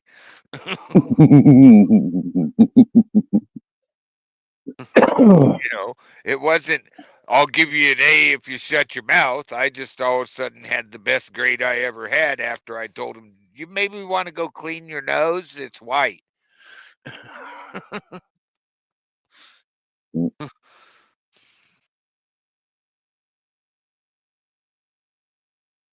So, I've seen more of those white polos. Go on. I was just going to say, I'm so sorry about Captain Jack. I was wondering what was going on. And go ahead, you seen more of those white polos? With Catman users.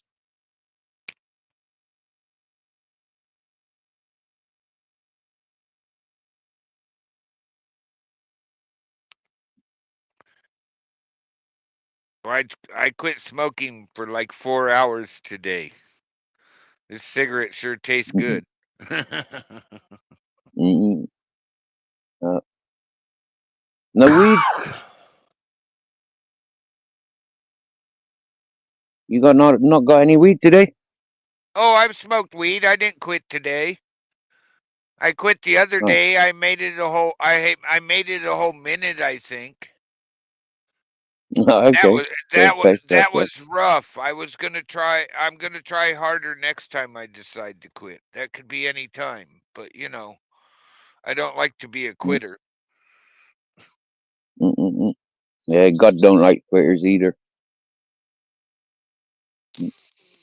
Actually, I did take a break for a while the other day. I got a bad headache as the planet alignment was coming in, and I smoked like 4 buds just to keep that thing at bay all night. Then I got a call from my daughter, and she's like, "Dad, I had such a bad headache." I'm like, "Me too. When did it start?" Now I'm wondering if I have that mental connection to my daughter because her headache started like 15 minutes before mine. And she said that, "What? You got a mental connection with me, Dad?" Well, I've only been taking care of you your whole life. Come on.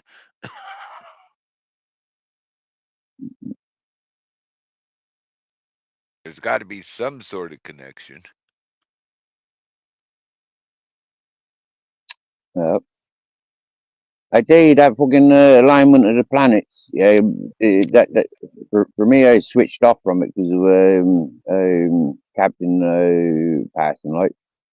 But strange things was happening. Captain Jack's dad, his owner, arrived in the community, and I haven't seen him since I've left this community. Like he lives in Portugal and stuff. And so yeah, seeing him in the day Captain Jack passed, it was like fucking hell, proper weird that was.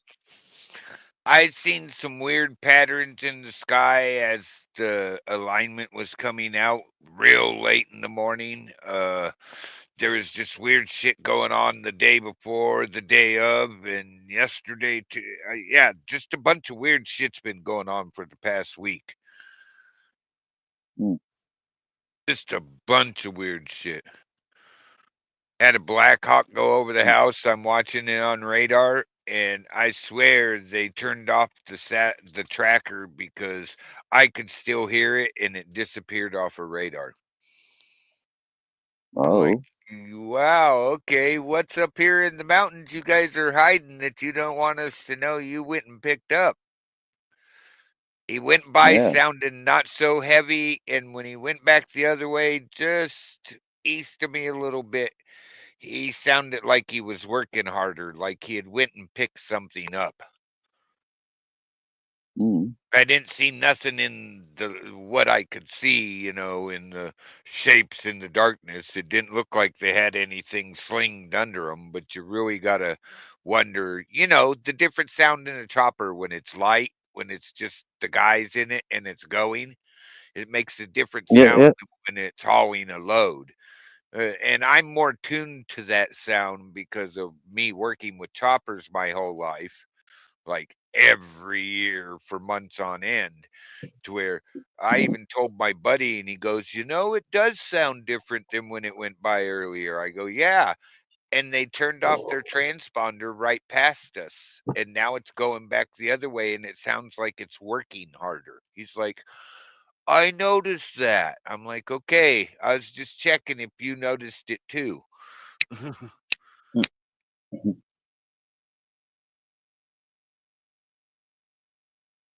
But who knows? It could have been just our imagination too, and they wasn't working as hard. Scottish and proud. Hello, Scottish and Proud. Good morning. Buenos dias. Mm. So, what sort of thing do you reckon they could be picking up from up behind you then, from the mountains? Oh God, who knows, Steve? Who knows? And they did it at dark, so they could have had a sling load and me not even noticed. Because you really can't see it. It wasn't a full moon night. Who knows? It could be anything.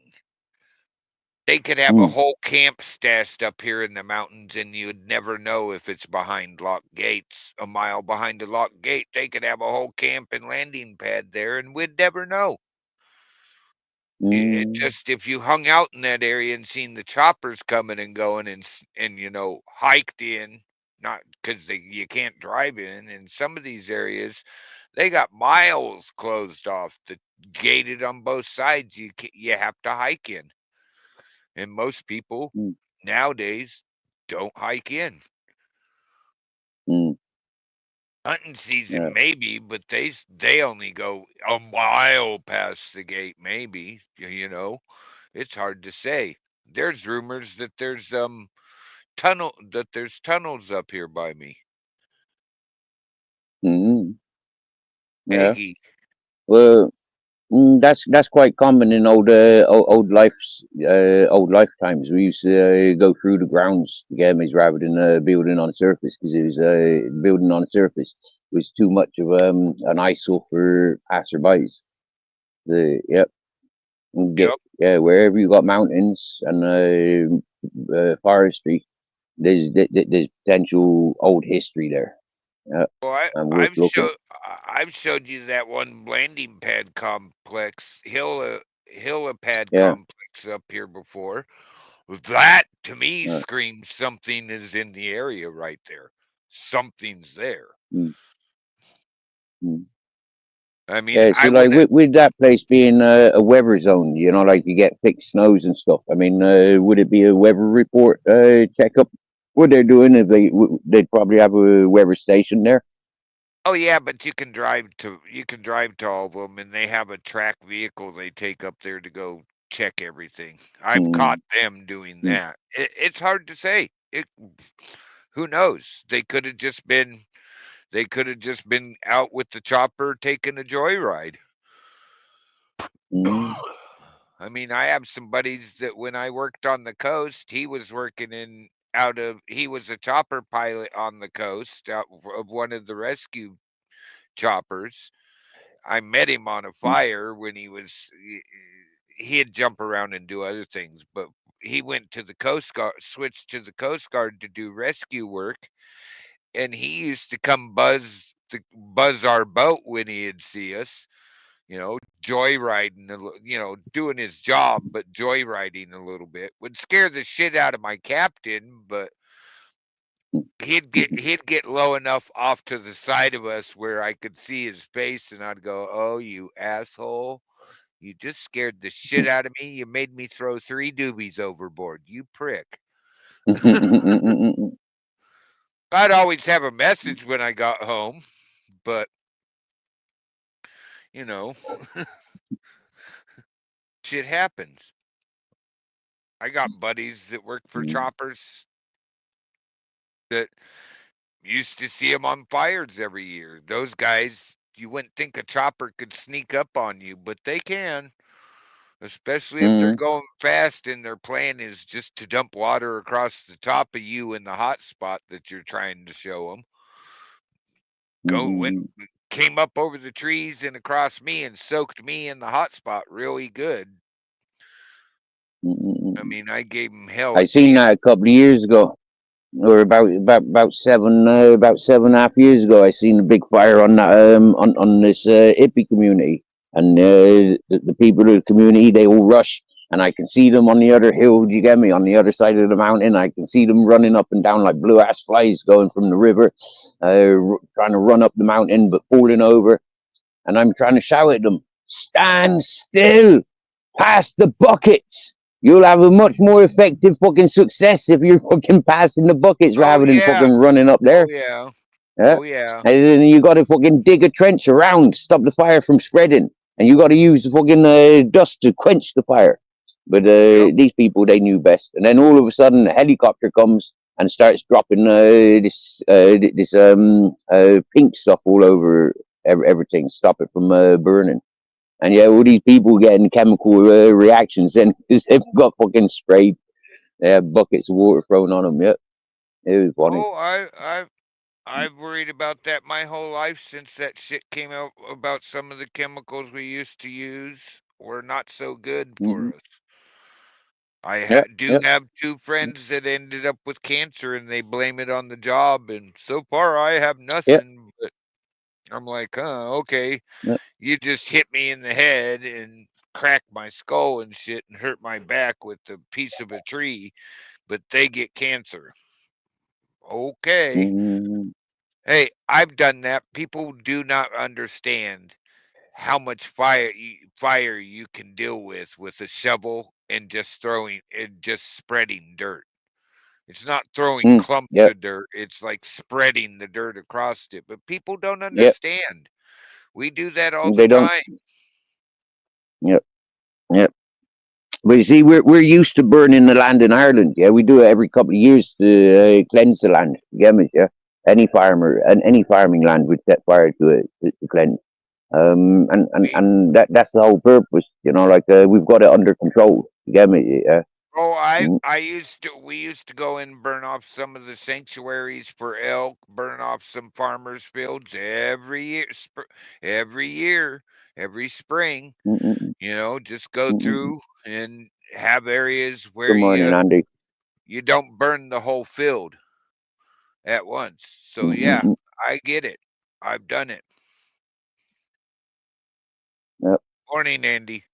Yeah, I get it. A lot of people don't. You wouldn't believe how many people do not understand. You could show them how to do it and they'll still go, "Really? This works? Mm. You were just doing Most it." people don't even know how to deal with a frying pan fire. Do you get me? Yeah. Like they be frying their bacon, it catches on fire, they panic. You get me? Yeah. And a lot of people don't know how to deal with it. Yeah. All you got to do is put a damp cloth over it, suffocate it. But people don't.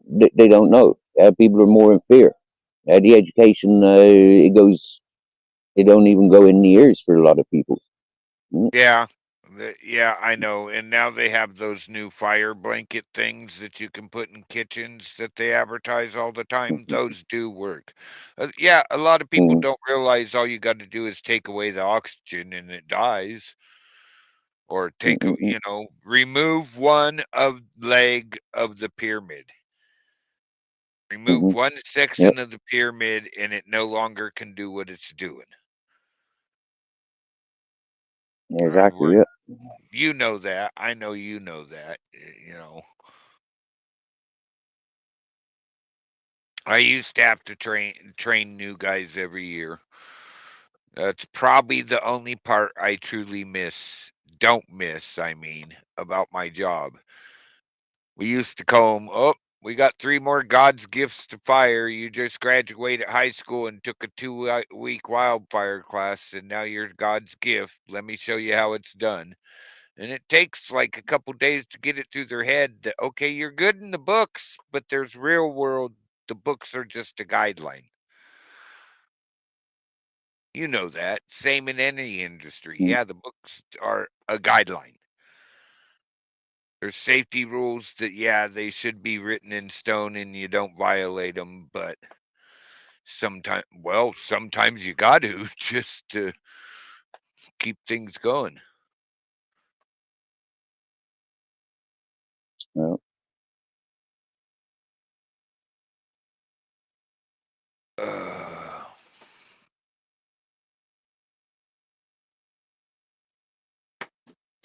Leave me alone. Go to your brother. I swear, the dogs have been driving me nuts for 3 days now. Anything that moves, they're barking. They normally don't do that. I had the wind come up and blow something over on my porch. You thought it was World War III started. mm.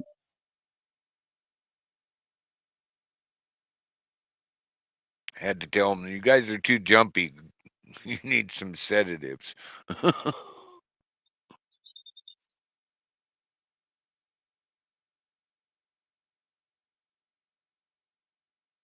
Oh, no power outages, or not very many.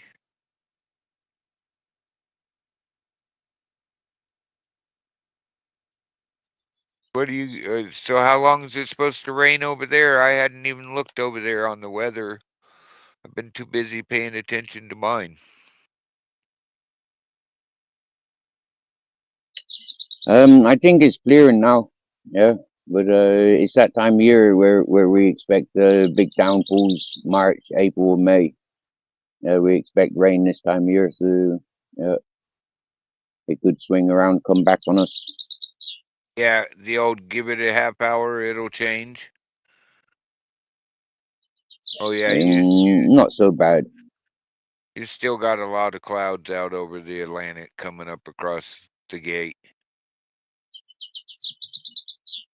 Oh, lightning too.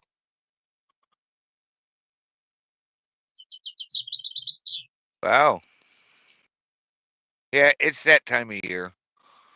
I mean, come on, who would think there's big giant 1,000-acre fires in South Carolina, North Carolina this time of year? But it's dry out there and wet out here. But it happens every year. I had to remind some people, this is not unnormal. No, they just normally don't go giant like they do on the West Coast.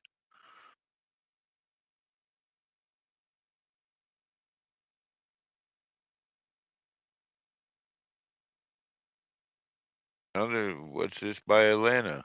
Oh, 2 acres and done. Okay. They got this 1,200 acre fire up there by Myrtle Beach, South Carolina.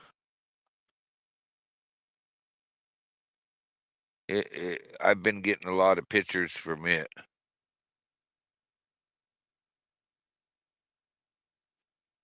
But it's out in marshland. I mean, there is some houses in those areas, but they don't even got a perimeter map up yet that I could find.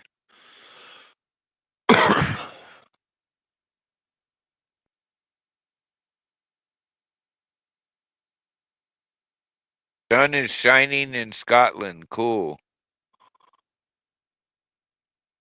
Is that Scottish and proud? Yeah. Happy days.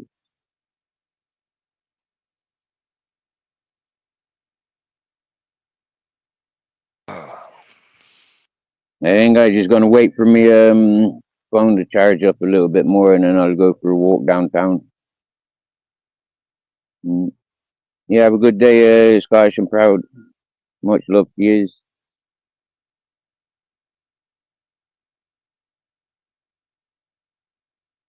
Enjoy the sunshine. Welcome back, Life of Brian. Part 2. Welcome back.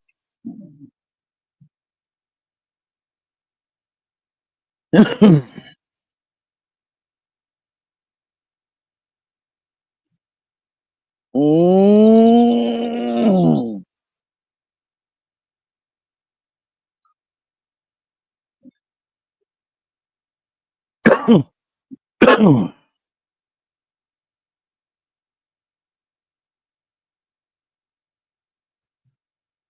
I gotta go and put myself public and get a few things that I'm needing, a few things that I'm short of.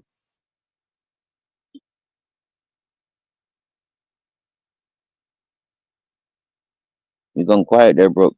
Everything alright? Yeah, I was just reading Yeah. this. 175 fires reported in the past couple days in South Carolina. But it's not like they get huge like Wow. they do out here. They get huge out here.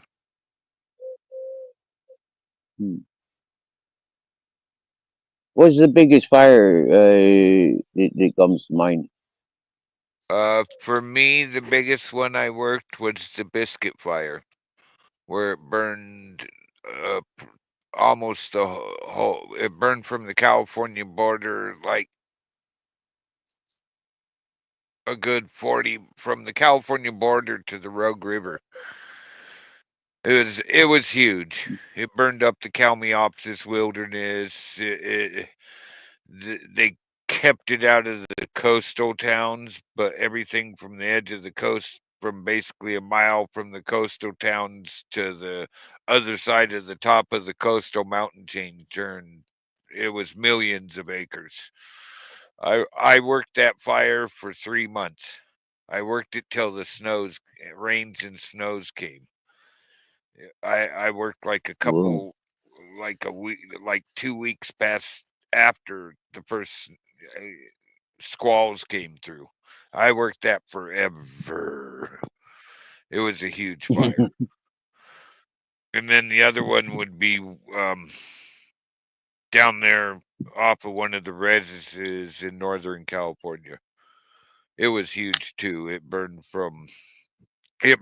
clean over the coastal mountain chain, and those are two big huge fires for me. I try not to remember the other ones that weren't as big but were just as dangerous. And I've been in a few spots where it's like, yeah, thanks for sending us here. You knew this shit was happening. Why'd you send us up here? Now I got to sit in the middle of a big, huge pasture in the top of the mountain while you guys put airplane loads of fire retardant into the edge of the pastures just to keep us alive. Thank you so much. That was the one where we got down out of there. I was tired. I was dirty. I did not realize that the reporter lady had a live camera on me, and she walked up and asked me. She shouldn't have talked to me. She should have went and had arranged interviews, not just spur of the moment interviews, and asked me she walked up and asked me, was it dangerous up there? And I turned around like instantly and goes, you're a special kind of stupid, aren't you? And walked off. And She was live. She that was was live. broadcasted, yeah? Yeah, you Yeah. knew it was going to run up that mountain. She was live. I was like, oh my God, my Cool. buddy. I'll have to see if my buddy still got that tape. He was taping it because he knew they were doing fire reports, and he knew they were going to talk about the fire. They'd been talking about it all day. We're trapped up there for 5 hours.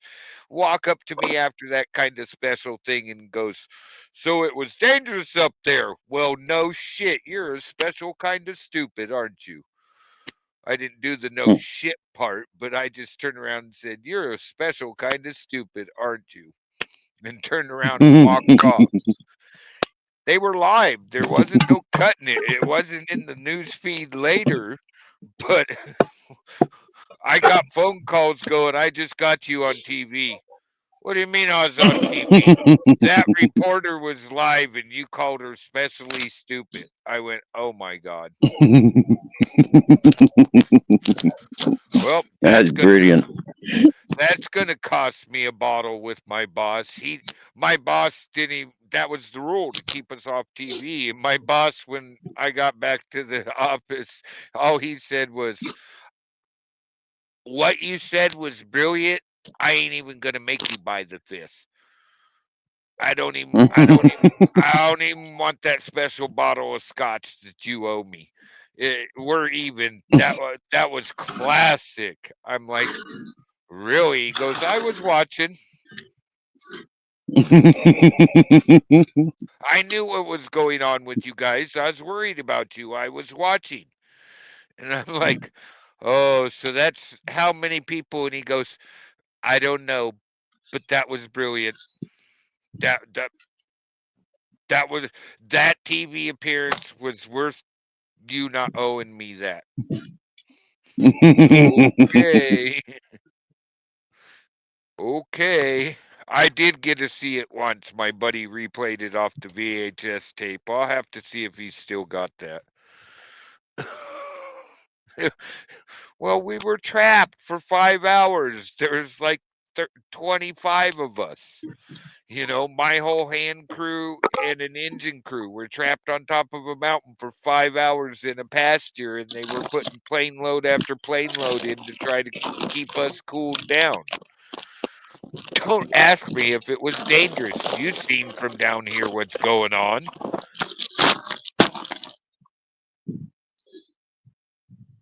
You should ask me. Were you scared? I'd have probably it would have she'd have probably got a better answer.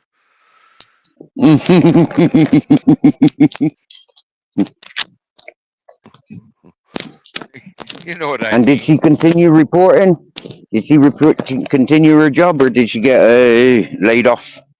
I don't know. I just walked away. I never re-inquired. A couple of my buddies that were walking with me heard what I said and they're like, "Wow, a little touchy, are you?" Well, no shit. I just wanted to get done and truthfully, I wanted to go have a couple shots to try to deal with what had just happened. You know, relieve the stress of, oh my God, I almost died today. Mm-hmm. Not that it happens Oh, a lot, but it does.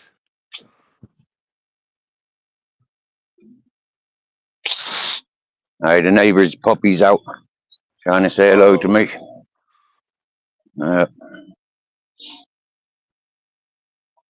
He's right, but the neighbor, he ain't gonna be happy to see his dog out again. So I don't want to be here when his neighbor comes back.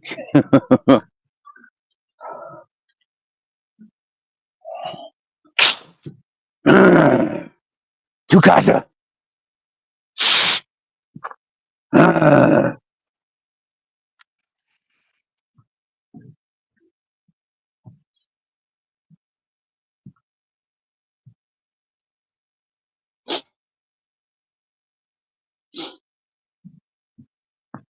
That's why he's gone backwards. He's understood what I've said to him. oh, good. Simple language. Oh dear. Sometimes they do understand. Yep. Yep.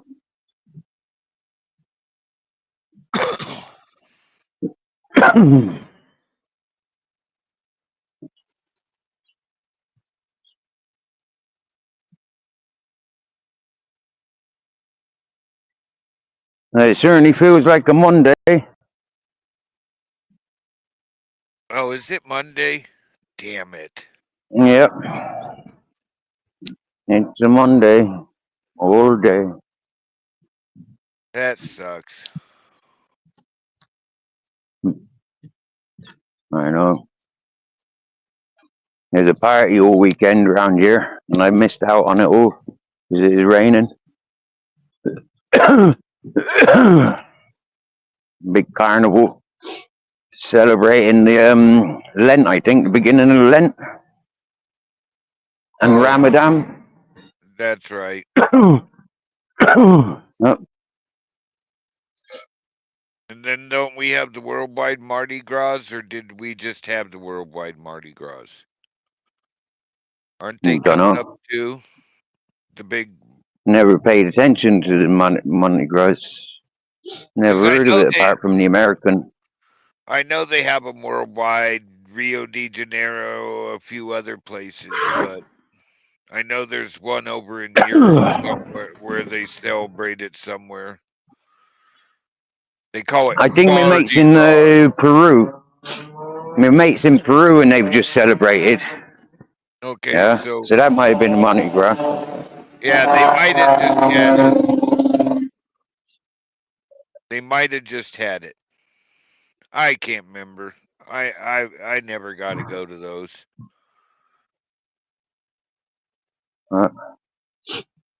The only one that I've seen was when with Easy Rider.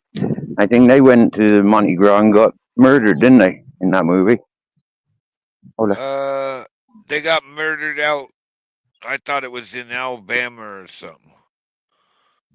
That guy in the truck and his partner turned around and Yeah. I mean, I got friends from Orleans. I mean, they said it's just a reason that they don't go to Mardi Gras anymore because it's just a reason for the cops to make money. Yep. Yep. The same as any party. You know, it happens here. You know, if we have parties, is a business for the police. Yeah, but when the police are having parties, there's no business for us neither.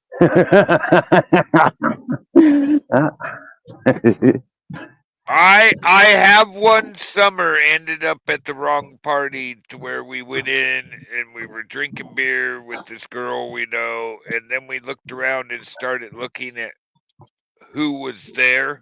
It was like, wait a minute, these are all cops. I'm out of here.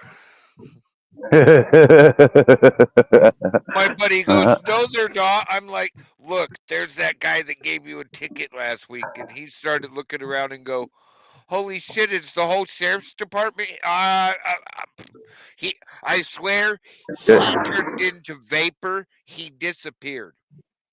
Poof. Yeah. Yeah. I'm like, mate, I've been in me local bars in Ireland, yeah, and I fucking like we've got the main bar, and then you've got the lounge out back where the pool tables are, and then you've got the beer garden, yeah. I've been walking through the bar. I see coppers I've known from other towns, yeah, and them stood at the bar drinking like normal people, like a group of lads. And then one of the tables in earshot, you can hear them talking about the dealers and the prices and, you know, like who's got what. And, you know, where they going to be at such hour. I goes back into the back beer garden and I says, lads, go and have a look at the fucking bar. You got 4 coppers stood there, listening to everything you're talking about. Yep. Oh, that was a black fucking exhaust. Yeah, I've seen the same thing. You guys are sitting here being fools and you don't even know who's at your party. Yep. Yeah. One of the best things just before I left Ireland, it was fucking brilliant, broke. Yeah. You had the big party scene, big massive party scene. Yeah. And you got this new wave of people coming in. And a group of fellas, you know, and a few women, and they're young, and they're involved in all the parties, all the lock-ins. Yeah, they knows everything. About 6 months later, they arrived in uniform. Yep. They were there for surveillance to get the fucking knowledge, the inside knowledge. And then it was like, yeah, and then, yeah, swear down, loads of people had to leave Ireland then. Loads of people had to leave our community. It's all because that one fucking village, and they didn't have a clue. You know, too And greedy for the dollar. some people, when you point it out to them, get pissed. Oh, Oh you're yeah, full of shit. oh yeah. Yeah, man, I can show yous. Yeah, I can show yous. There's a undercover copper that infiltrated the squatters communities, because in the squatting community in England, you've got a lot of the anarchist movements hiding. You've got a lot of the scumbags hiding in the squatting community. So yeah, we got this undercover fella. And now, personally, I knew he was dodgy, and the person he was hanging around with, like, I knew he was a fucking rat and no good. Yeah, he'd been in jail, and for sentence that he received, he should have got 10 times more in comparison to whatever people got. So when he was in this squat with this undercover copper, it turns out then when I was in jail for the riots, yeah, this copper had blown his cover because he'd fallen in love with one of the girls in the squat. He confessed to her that he was working undercover. He was a married man with wife and children, and he had a big interview about his falling in love with the hippie girl. Uh, uh, Wouldn't be the first time. I know. I had a buddy get at me in high school, walk up to me at one of the keg parties. Big 5 keg party. I mean, it was happening. I had he walked up to me with his girlfriend and towed and told her, "You stay here at the truck." Looked at me and said, "I got to show you something." Walked over, we stood and watched the keg, and he goes, "Oh, there he is coming up to get another glass. Who is that?" And I went, "That's," and he put his hand over my mouth. We walked back to the truck, and he goes, "Who is that?" I go, "That's the head of their narcotics team for our county." And he goes, "Get in the truck." That's who I thought it was. We left and we're at the end. We were left and we're at the end of the mountain road. Parked on my buddy's ranch just inside his gate. 12 cop cars went up the 12 cop cars and pickups and basically a paddy wagon went up the mountain road. I'm like, Yeah. wow, was that close? And he goes, "When I walked by, I thought that's who it was, but I wasn't sure." When your eyes went like double the size when I pointed him out to you, you didn't even need to say no more. You had already said what you needed to say. Yeah. Yeah. I'm like, One dude. of the defense things that we used to do at the parties and festivals. Anytime you see fucking cameras around, yeah, just pull your trousers down. You get me? You know, that's what we used to do. Anytime we see a helicopter hovering around, yeah, we drop our trousers and give them the full moons. You know, Yep. happy days. Oh, I was like, how did nobody not recognize him? We've all had dealings with him. How did they not recognize him? All he is not in uniforms. He's in a pair of shorts and a t-shirt. How do you not recognize that guy who tried to beat you up last week? You know, I don't get it.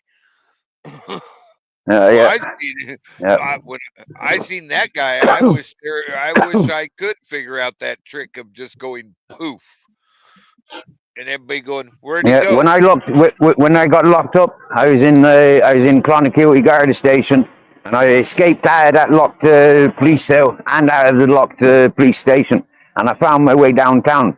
Now I got apprehended 45 minutes later, but the point is, yeah, I seen 200 coppers out of uniform. It made me the most protected and the most educated fucking person within the communities. Yeah. Because normally you only expect like 20 or 30 coppers associated with that town. And yet, to be able to reveal 100 or a couple of hundred, it's like, fuck yeah, man. Oh yeah, oh yeah. And then that was a breach of my safety. That was a breach of my safety. Having all them undercovers, you know, and that I known them, that I'd recognize them anywhere that I'd be. Oh yeah, that can lead to it's not safe for me here anymore. I gotta go. It's not safe. It's not about me. It's about everywhere I go and everybody that I communicate with. You get me, sir? Taking Uh-huh. people down innocently? Fuck that. Negligence, just because I'm a marked person. Everywhere I go, I can take everybody down? Fuck that.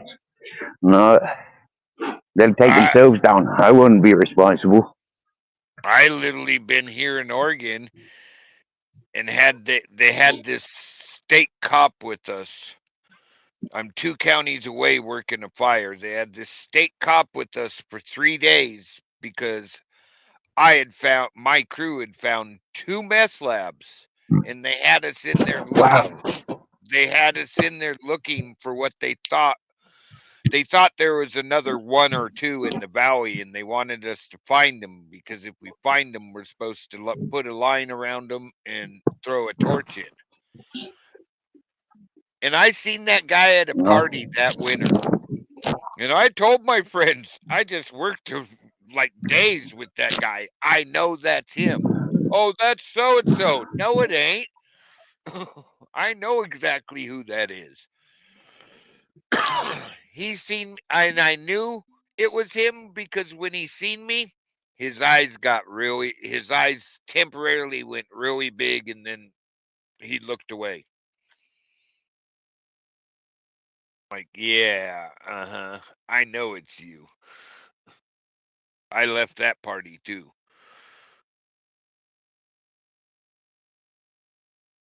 Oh, Steve's muted.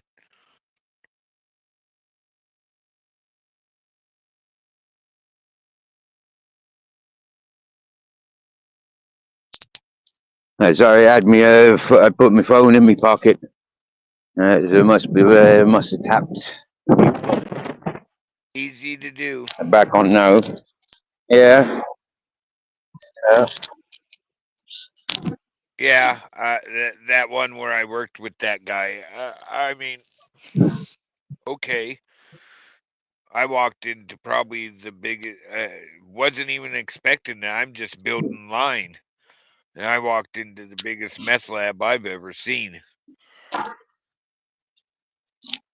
Or the day we're out working in Idaho and come across the pop field, and I went through to the crew that was working towards us and told them what I found.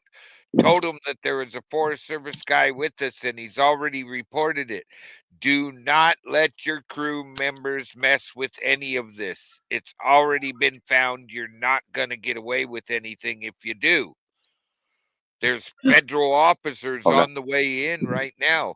Do you know those idiots went and had that shit, went and were making trips back to their van and had that shit stuffed in their van and in their packs and shit? Like half their crew Yeah, of went course. to jail.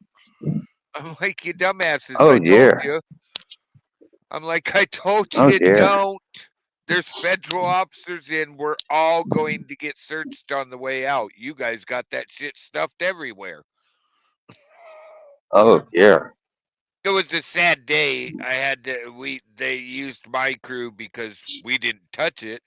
They used my crew we put a line, we Hold included on. it in the line we were making and burned it up. Wow. That's what they do here when it's so big. They just set fire to it. Yep. Why not? Yeah. It was great. It was a sad day, but hey, at least my crew we passed the word. Don't touch You none of think they this. would have stashed it? You think they would have fucking harvested it and stashed it elsewhere You would think, but rather no, than fucking transporting with it? those idiots had it in their packs. They had it in the vans. 3 vans for their crew. They had it in their Hold on, vans. Nico. They had it in their packs. It was just ultimate Wow. stupidity, even after you're told. We have a Forest Service guy that was working in with us from our side. It's already reported. He's told me there is federal officers on the way to document this. What would you do if I Uh, told you that? You would make sure you didn't have nothing anywhere on you. good dear, yeah. Yeah, I'd get a bowl of fucking a roll of clean film. I'd be swallowing it. When, yeah.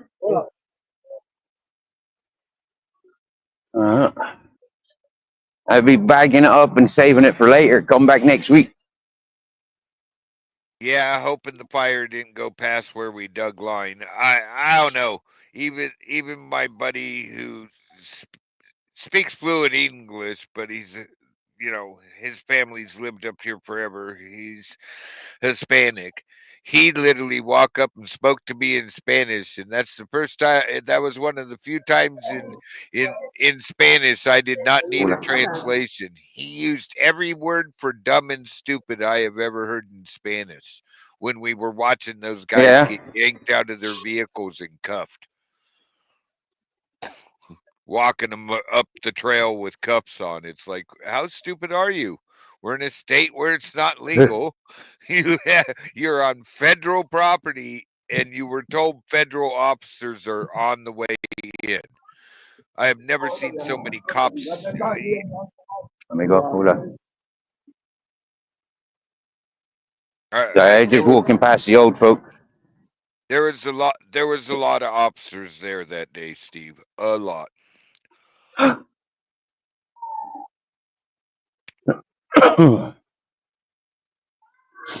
How many kilos do you reckon that grow is worth?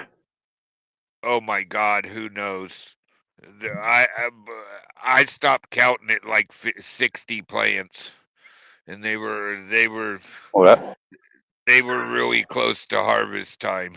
It was late summer. I mean, Yeah. if it hadn't been around the fire, it was a dream to come across. Where you take one or two and just go. Don't try to take the whole thing. yeah. But when you're on a fire and there's, it was stupid thinking. I don't know what they were thinking. They thinking with their pockets, wouldn't they? Probably. I mean, what's that saying? Mucho loco in the cabeza, amigo. Because they must have been crazy. I couldn't put it any better that day. My Spanish buddies said it the best. They were much crazy in the head, very, very crazy, and my friend. And I'm like, no shit is all I could say. I told them what was coming. I mean, that's where you pass the word through your whole crew. Don't touch a damn thing. Let's hope we get to help them burn it. We can stand upwind.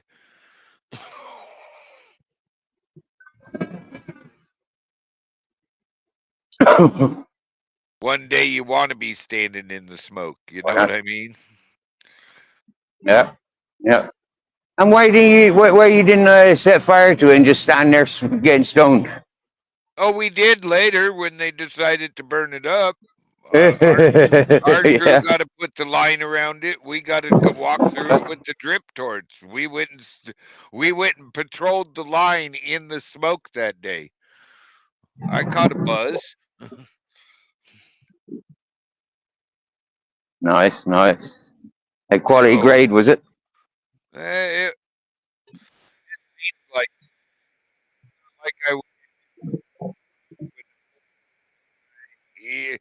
I swear he needed to go.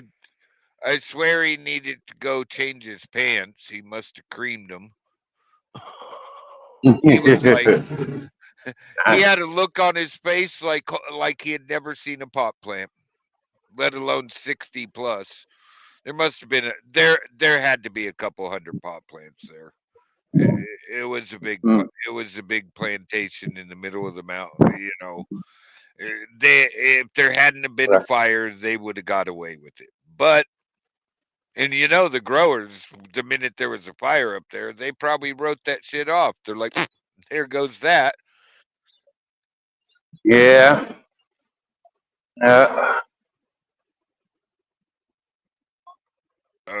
That's what I'd have done. I would have literally said, well, there's a fire in the canyon. I ain't even going to try. I don't care. You ain't getting me up there. I ain't even going to try to connect. I don't care. It's a loss. It's a loss.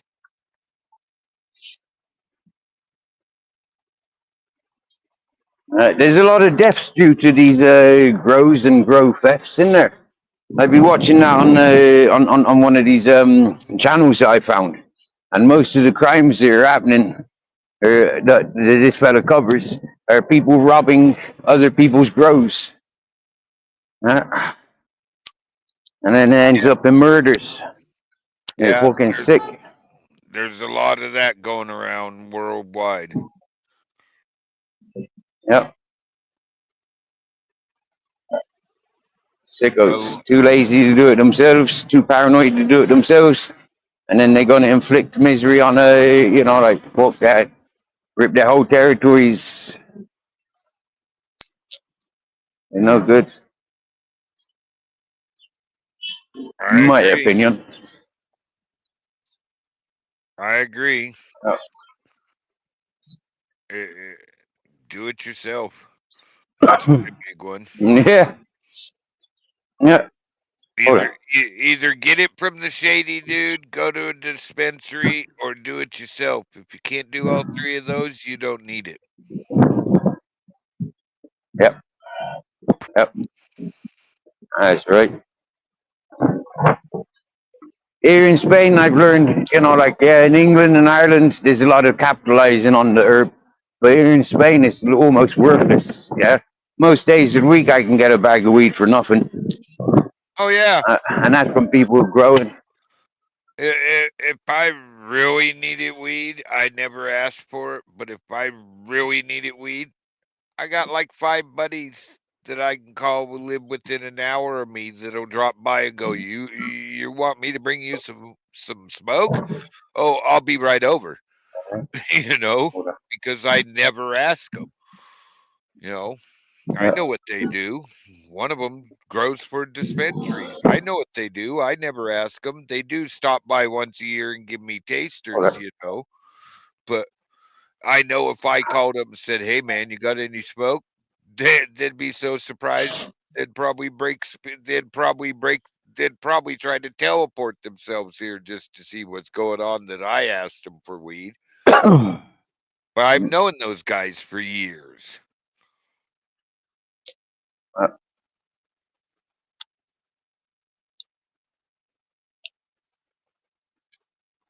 I'd probably do the same for them. You're asking me, okay, you're asking me for weed? What the hell? Oh shit, 3. All right, well, Steve, thanks for the conversation, and you have a good day, bro. I'm gonna try to Yeah, catch you broke. a few before daylight. You get your head down, brother. You have a good day. All right, We and talk to you soon. I'll talk to you later. If you don't see me on YouTube, I'm thinking of going on Rumble later today. Okay. Your favorite 80s music. Think of songs, Oh, because very nice. that's why I'm gonna go on Rumble, because we could do the all request and actually watch the videos and listen to it without getting in trouble. So think of your favorite 80s music, and I'll be on Rumble. I'm thinking later today, if not today, tomorrow. So I might start out on YouTube just so I can tell everybody I'm gone to Rumble. You know what I mean. Yep. All right. Good stuff. You have a good day, yeah? Much Yeah. blessings. I'll send you the link if I go live, Steve. Okay. Down. All right. See you later, bro. Happy resting. Sorry about the dog. Keep a chin up, and if you need to talk, you know how to get a hold of me. Yeah, thank you. You're welcome, bro. Cheers. And Have a good day. I'll talk to you later, brother. Cheers.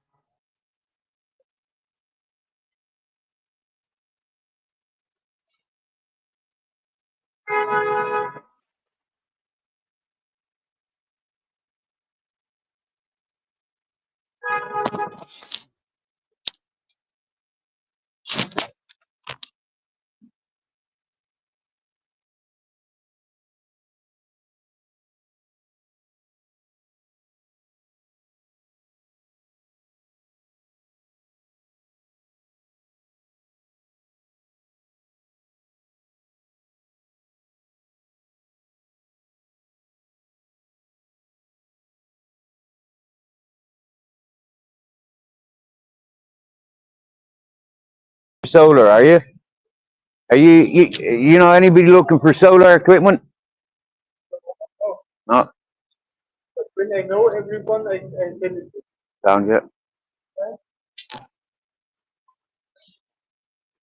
Hello, Kylie. Not sure I've seen you in here before.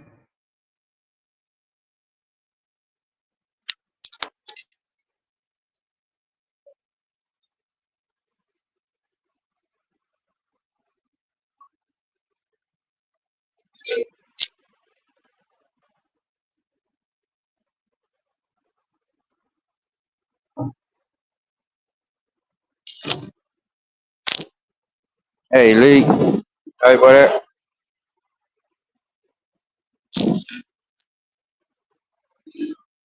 I just about closed his life.